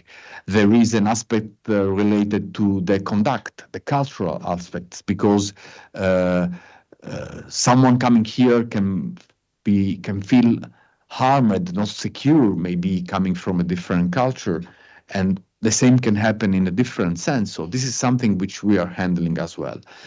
But my overall impression is this, that from our experience, even if many of these things are not 100% concrete, but if you want to have an alliance which at the end works and can be sustained in midterm, the first point is to build connections, human connections between partners, and to let the systems, the university systems involved, speak each other. And this is a very, very big challenge. We come from a university which has a quite bureaucratic infrastructure. Italian red tape bureaucracy is kind of mythology in Europe. And letting our institutions speak with other institutions, which are maybe faster in the process, it is not at all easy. And if you think that this could happen also at Mediterranean level, it is a first big issue to be solved. But it is the key for the sustainability of the alliance and to make this cooperation resilient for the future. Another point I would like to stress, which I think could be a huge benefit especially for Mediterranean alliances, it is something which is related to the academic excellence. Saying first that this could not be said to come from Europe and stop. It comes from all different cultures, continents, and of course. But there is one point which is an outcome of the Horizon funding process, which the European Union is now funding for tens of years, which can be extremely beneficial for countries which do not put the same effort in defining that type of funding lines. Because in all fields of research, Horizon identifies the key research topics. And this is a publicly available asset which has an incredible value. I can say this from a university coming from South Italy, which is not California, even if the weather, it is so nice. So from our latitude, having a document like that, it is really important because it orients the research and it can be an asset which can be very valuable for universities coming from the Mediterranean area because it shares a roadmap which is very effective at the end. Okay? So the last point is the impact for the society. That is something also very interesting. We are using this type of strategy. My concern is always to avoid making demise effort. So the effort which is only focused on the project and it does not provide any effort outside the project. So everything we are doing in our EU Peace Alliance should have an impact for my next door colleague, okay? And also for our society. And so having an alliance tool to impact on the society is again another very powerful outcome, which I would like to stress as a key for the success of a European University Alliance. So thank you. All the four speakers were perfectly on time. Thank you very much for that. Thanks for your ideas. Now, we have to prepare ourselves for the future of this, and we have to digest all this information and some other that will arrive to try to pass a message to the European Commission on what the Euro-Mediterranean Universal Alliance should do, which thematic we have to propose. We already listened to European Commission representative, but also Mr. Prodi said, look, try to work on things that are not so sensitive to avoid any political obstacles and so on. I would like to listen to our members from the South in particular, from Southern Mediterranean countries. What do you think about this perspective? If you think that is what I already said to the European Commission feasible, and if you have any questions, remarks, or comments on these 2 days that where we discussed at several occasions about the importance of this potential new initiative of the European Commission to improve the dialogue among universities in the Euro-Mediterranean region, plus the Gulf, because as Mr. Amedeo said yesterday, they want also to involve Gulf universities. I'm not totally in favor of that, but it is as it is, of course, because we are not still so influent. We cannot not so be able to influence the European Commission like Mr. Macron, but little by little, never say never. Please, who wants to intervene? Are you in favor of the Euro-Mediterranean Universal Alliances? We are not voting, but I need you to listen your feedback. Again, in particular, even European, of course, but in particular, Noel. I think that we don't have a mic if you want to come here. Okay, thank you very much.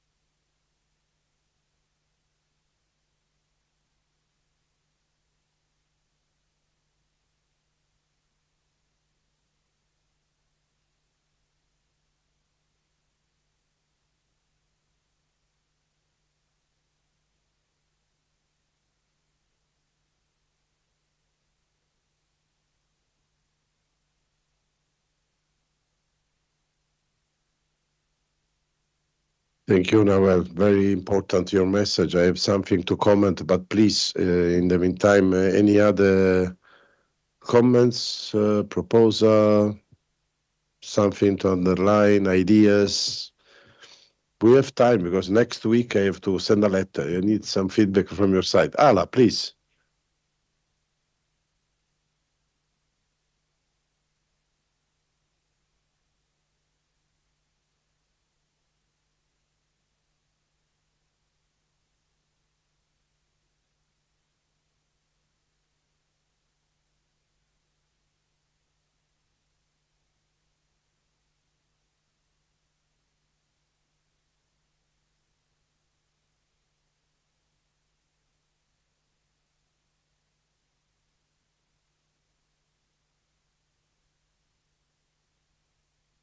You know, we don't have the power to put the money and the name on the European programs, but in any case, we are not using some acronym that is already alliance. I mean, the European Commission they are working on the same dimension of the European University Alliances.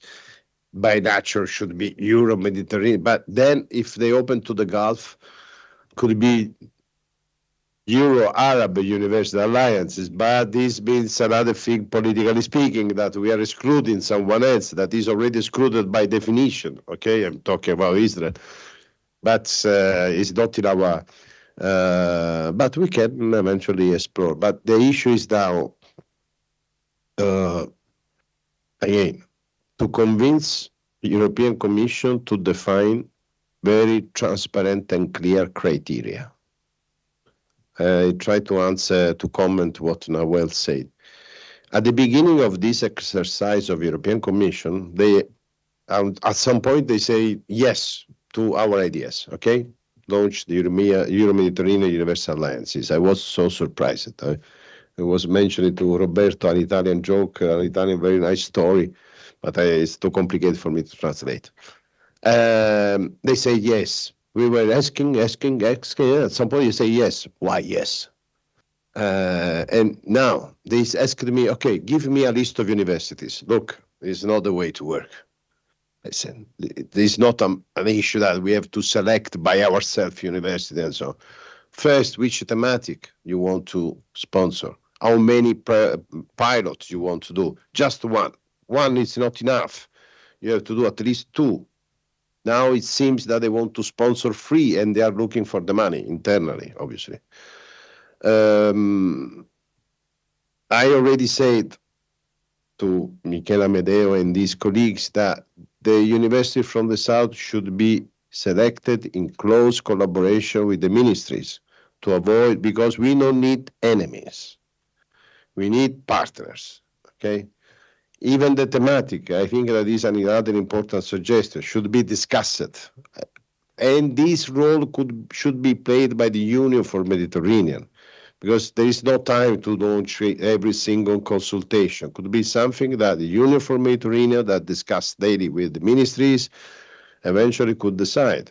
Then to define some clear criteria for the pilot to identify universities that are already very well experienced in managing or participating in European programs and projects, or at least that have an experience of internationalization. But we have the same problem how to select the European universities, because they don't have time. They have to do this urgently, and they want to select. I disagree, because obviously, I think that the message that we have to send is that should be a university that is already in a European University Alliances to give us the possibility to benefit from that experiences. This could be one criteria. But then we have to launch an expression of interest. I think the European Commission should launch an expression of interest and then to select according to some criteria. It's a pilot, we can't fail. But at the same time, if you choose, this means that someone will complain for sure, and also that the selection could be also affected by political decision. This is or a political decision or a not so transparent decision. We should avoid that, because otherwise we create a blah, blah, blah around this that is not, we don't need that. Please.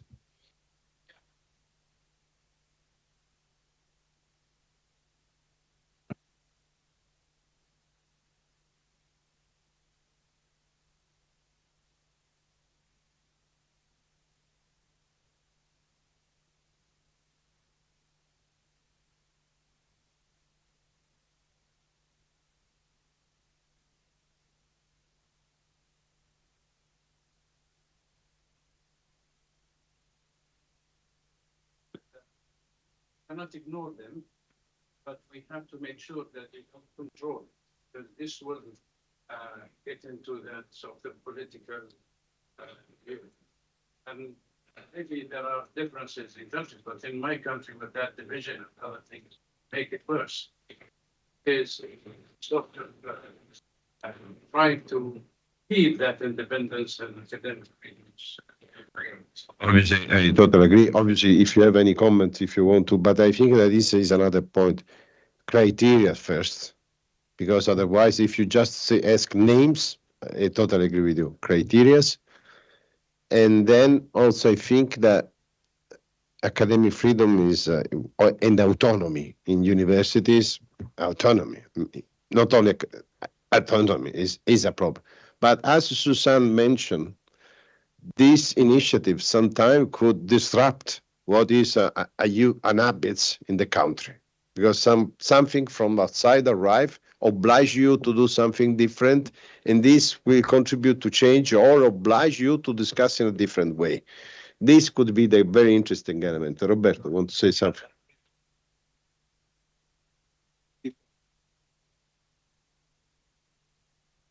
Especially experience in Southern, but it will take time. It seems to me it's in total contradiction. If somebody in the commission or somewhere wants to go fast, I mean, I'm doubtful that this allows to go fast. Not just in the south side of the Mediterranean, also in the north side, I mean, because the governments are governments, you know, they can move. So it's a matter of independence, as you said, it's a matter of time. Why don't we, I mean, this is just coming out from this discussion.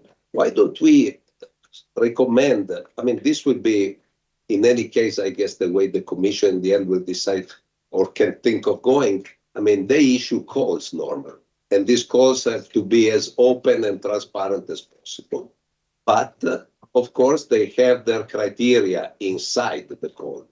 So why don't we try and suggest that UNIMED, as a major player and stakeholder, is involved in the definition of these criteria for the call, and then, of course, decides to support, no matter how many applications from its members, both sides of the Mediterranean. And then there will be other applications, not UNIMED supported, and then maybe they are much better and so on. Impossible. And we go and compete. It's probably impossible. But No.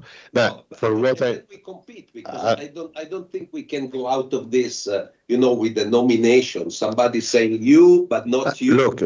This could be part of the discussion, because they want to start as soon as possible next year, of course, and probably there is no space to launch a call.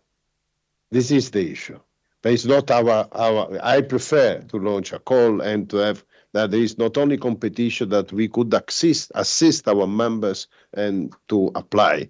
And I hope that also they identify us as the secretariat that will help for the implementation. We will see. But according to the information that we have now, they are not going to launch a call for selecting the consortium.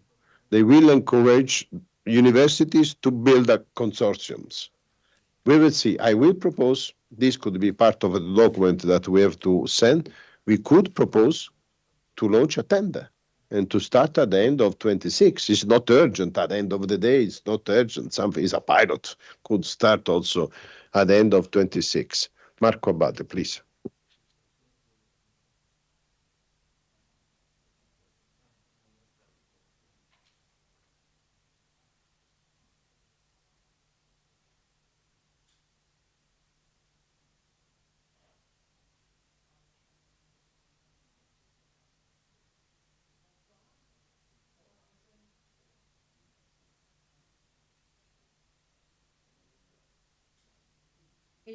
European alliances started. One of the points was when the European alliances started was we have no idea how do this. So we'll keep a call completely open, no criteria. You propose your proposal and we'll see what happens. Clearly, this is not what's happening now.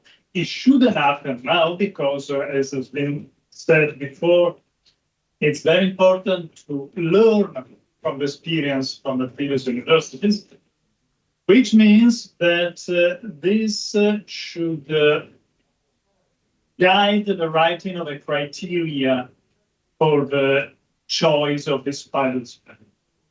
And another difference is of course the scale. If you're talking about 1, 2, even 3 consortia, is completely different.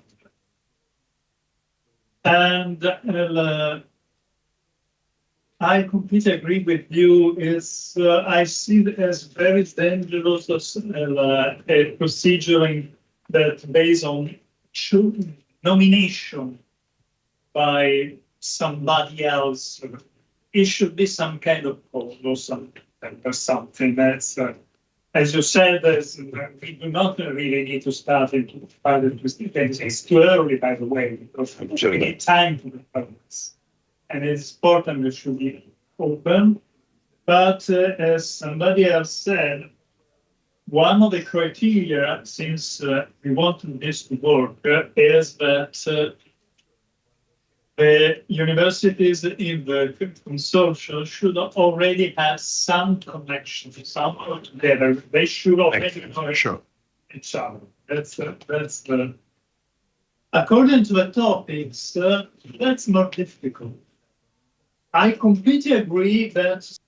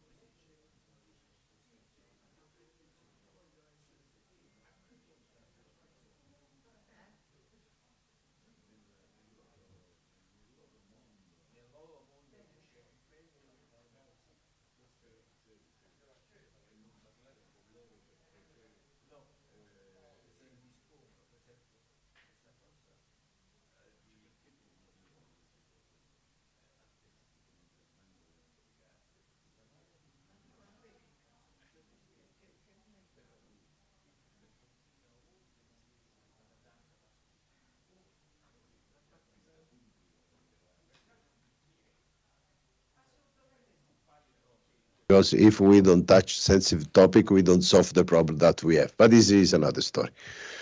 And the alliances could be all thematic or generic one. This could be another proposal to test 2 different modality. And I agree with you that if we are able to merge forces among universities that already have experiences and so on, but this could arrive with a tender. If we launch a tender, we invite universities at some point to look each other and to say we compete. But the question, then we have to finish, unfortunately. It's very strange that at 5 p.m. of the second day we are still discussing. But the issue is, are we sure, as European, I mean, that European universities at the moment want to compete in a tender for Euro-Mediterranean University Alliances? Because I sent a request to answer to some questions. On 47 universities, I received 15 feedbacks.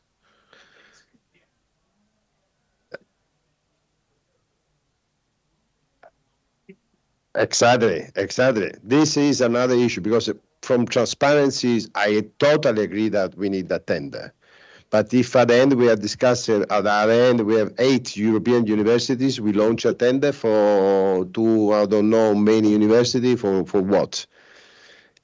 We need a pilot. We could define criteria. We could work through expression of interest, and then we could have a second step where those universities will start working together. If, in case they succeed, they submit a proposal, but not participate in a tender. But this will be the European Commission, because at the end there are rules that we sometimes, I'm talking about all of us, sometimes we don't understand the rules of European Commission because we are totally lost on that sometimes. But this will be part of the negotiation, let me say. I hope that UNIMED will be asked formally or informally to be part of this negotiation. The message of the Commissioner yesterday was very clear, very, very nice. The participation of Mr. Amedeo, which is the person in charge of this, was very nice. I'm in constant conversation with him.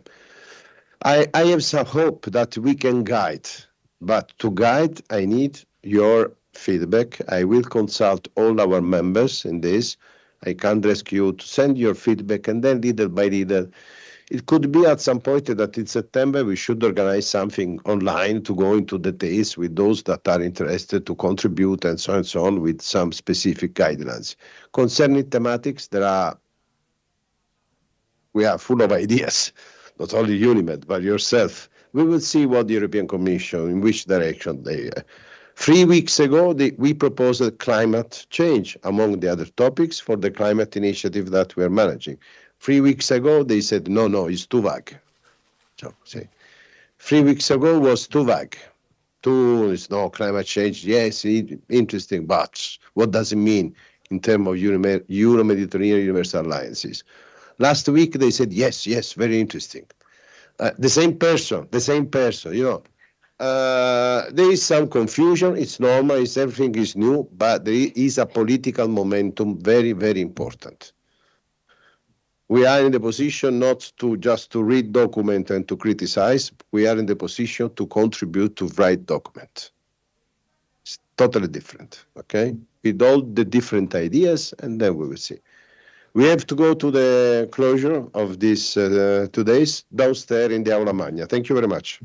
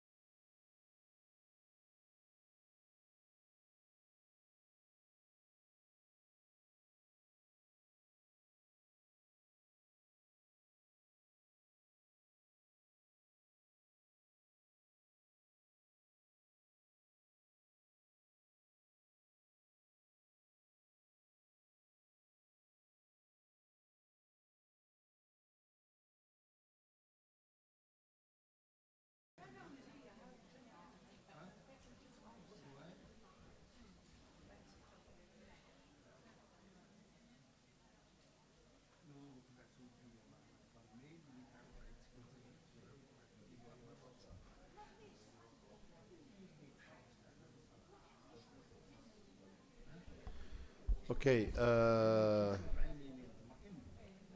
it seems that you want to stay, but at some point we have to finish. After dinner Yeah, like after dinner yesterday. I think that was very interesting also yesterday after dinner. At least for myself was very interesting to give the energy, the possibility to go somewhere. These 2 days we had the opportunity not only to present what we are doing, but also to listen to you and to listen ideas coming from our partners and colleagues. Now, all of us, we have to digest all this, and after the summer break, to come back to continue to discuss, in particular, and not only for the Euro-Mediterranean University Alliances, but also for the future of the European programs. We are in a consultation process, consultation period. The new programs will start in 2028, and European Commission is preparing the future of that. We will continue to consult you. Please try to be active as much as possible. We will work on the manifesto on climate action, and we'll invite you again to sign it and to send us your statement on that. But also we will start with the master classes and so on and many other things. In autumn, we will decide the date of the UNIMED week in Brussels for 26. Could it be at the beginning of the year? Could it be in April after Ramadan? We will see, depending from the political momentum. You already know the date of the next assembly in October in Barcelona. but also we will come back to you with the date for national meetings. At least little by little, we will try to visit all our 25 countries, obviously, by rotation. It has been extremely important for us, as usual, to stay with you, to stay with our partners, with our members. In any of these situations, there are always room for improvement, but it's extremely important, again, for us to be in contact personally, face-to-face, because of what we do online is always, obviously, very important, interesting. We save time, we save money, but at least once a year, it's very important to meet each other and to do some networking. I have to thank, obviously, the University of Calabria for the great work that they did for these 2 days, for the work that they will continue to do. Tomorrow we have another session for another conference jointly. But let me, from my side, and also involving on this my colleagues, thank to all of you for your active participation, and obviously those that already moved to for their trip, and those that were online for your, again, important and active participation. Thank you very much indeed.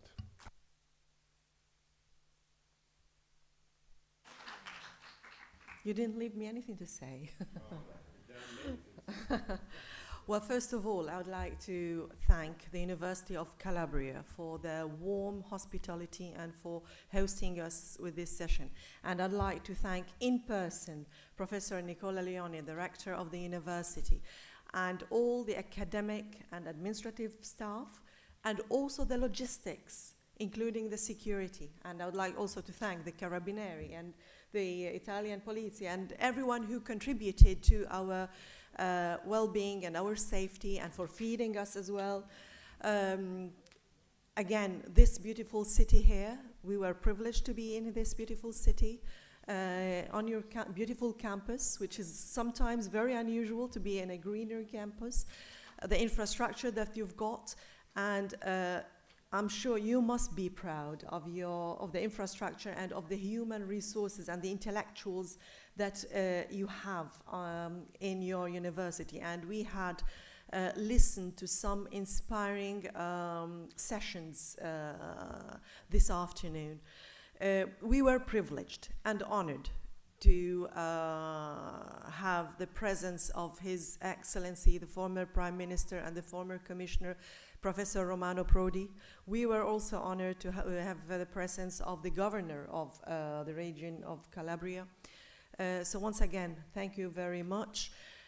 I would like to thank our colleagues, the members from the different universities who made all the way to Calabria, which is not very easy, you know, with the flight connections. And also thank our colleagues who did not manage to be with us, and who also, some of them have managed to be with us online.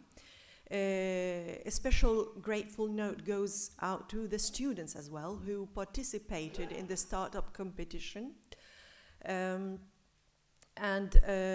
obviously special thanks to the speakers, the panelists, and each one who has contributed in the past 2 days, obviously to our partners, our friends, our colleagues. I'm sorry if I missed anyone, but a special thanks goes to everyone. Now, I'm sure that these past 2 days have held many inspiring new ideas that we need to take home. New ideas, new initiatives, the important ones as well, important for everyone, for the regions, for both shores of the Mediterranean, about the new European projects, about the Pact for the Mediterranean. And we kindly request that you remain engaged in terms of communication and in terms of your active partnership with us. Each member is an ambassador in his or her own country, and we count on you to encourage other universities to be engaged in many ways. Obviously, not to forget our sub-networks that are very relevant in various aspects and in various fields. And obviously, we look forward to hearing your ideas and anything you would like to suggest. You know the contacts of UNIMED, and we look forward to always having new ideas. Last but not least, special thanks goes to all UNIMED staff who behind the scenes have made tireless efforts in making this event successful, and throughout the year who worked really hard. Thank you, Marcello, you in person, but obviously to all the UNIMED staff and team.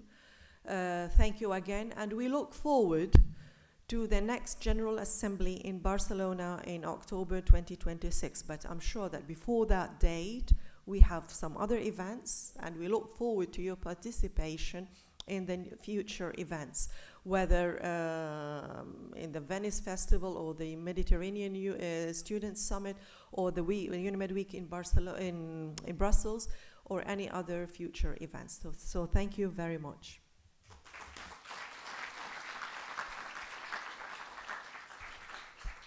Well, thank you for the appreciations that you have expressed. Actually, it was quite some work, but I mean, we are very happy to have organized this event. I mean, they were very interesting days with a lot of very positive discussions, in the sessions, but even in the coffee breaks, at dinner, etc. I mean, this morning I've already signed 2 memorandum of understanding with some of you, and 2 or more are in the process to be signed. This means that the context, the atmosphere was very positive. So I thank all of you for having been here, for your constructive contribution. Obviously, I must thank, first of all, UNIMED, who, I mean, for having had us this opportunity, the president, the director, special thanks to Marcello and Giancarlo Fortino, because the 3 of us could also set up the scientific program. It was very nice also from the organization viewpoint, the interaction between the excellent team of UNIMED with the team of my university. Excellent as well. And in this respect, let me thank also the Professor Francesco Calimeri, who was leading the organizing committee together with Alessia Cosentino, and also Marcella Lorenzi, who was coordinating the room here.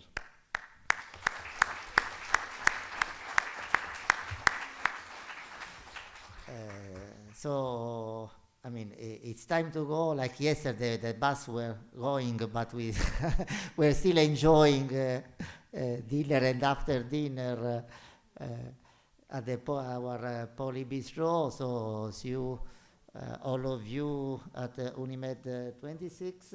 Well, actually, one information. On September 12, there will be the inauguration of our academic year.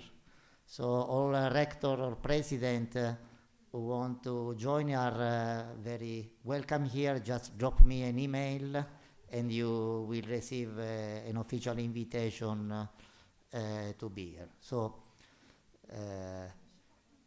I mean, it's only just for rector or also for director? Also director. I mean, you have a permanent invitation. Whenever you want to come, you are at home here. Okay, so see you soon. I hope to you enjoy these days, and you will come again soon. Bye. Thank you so much. Just drop me an email.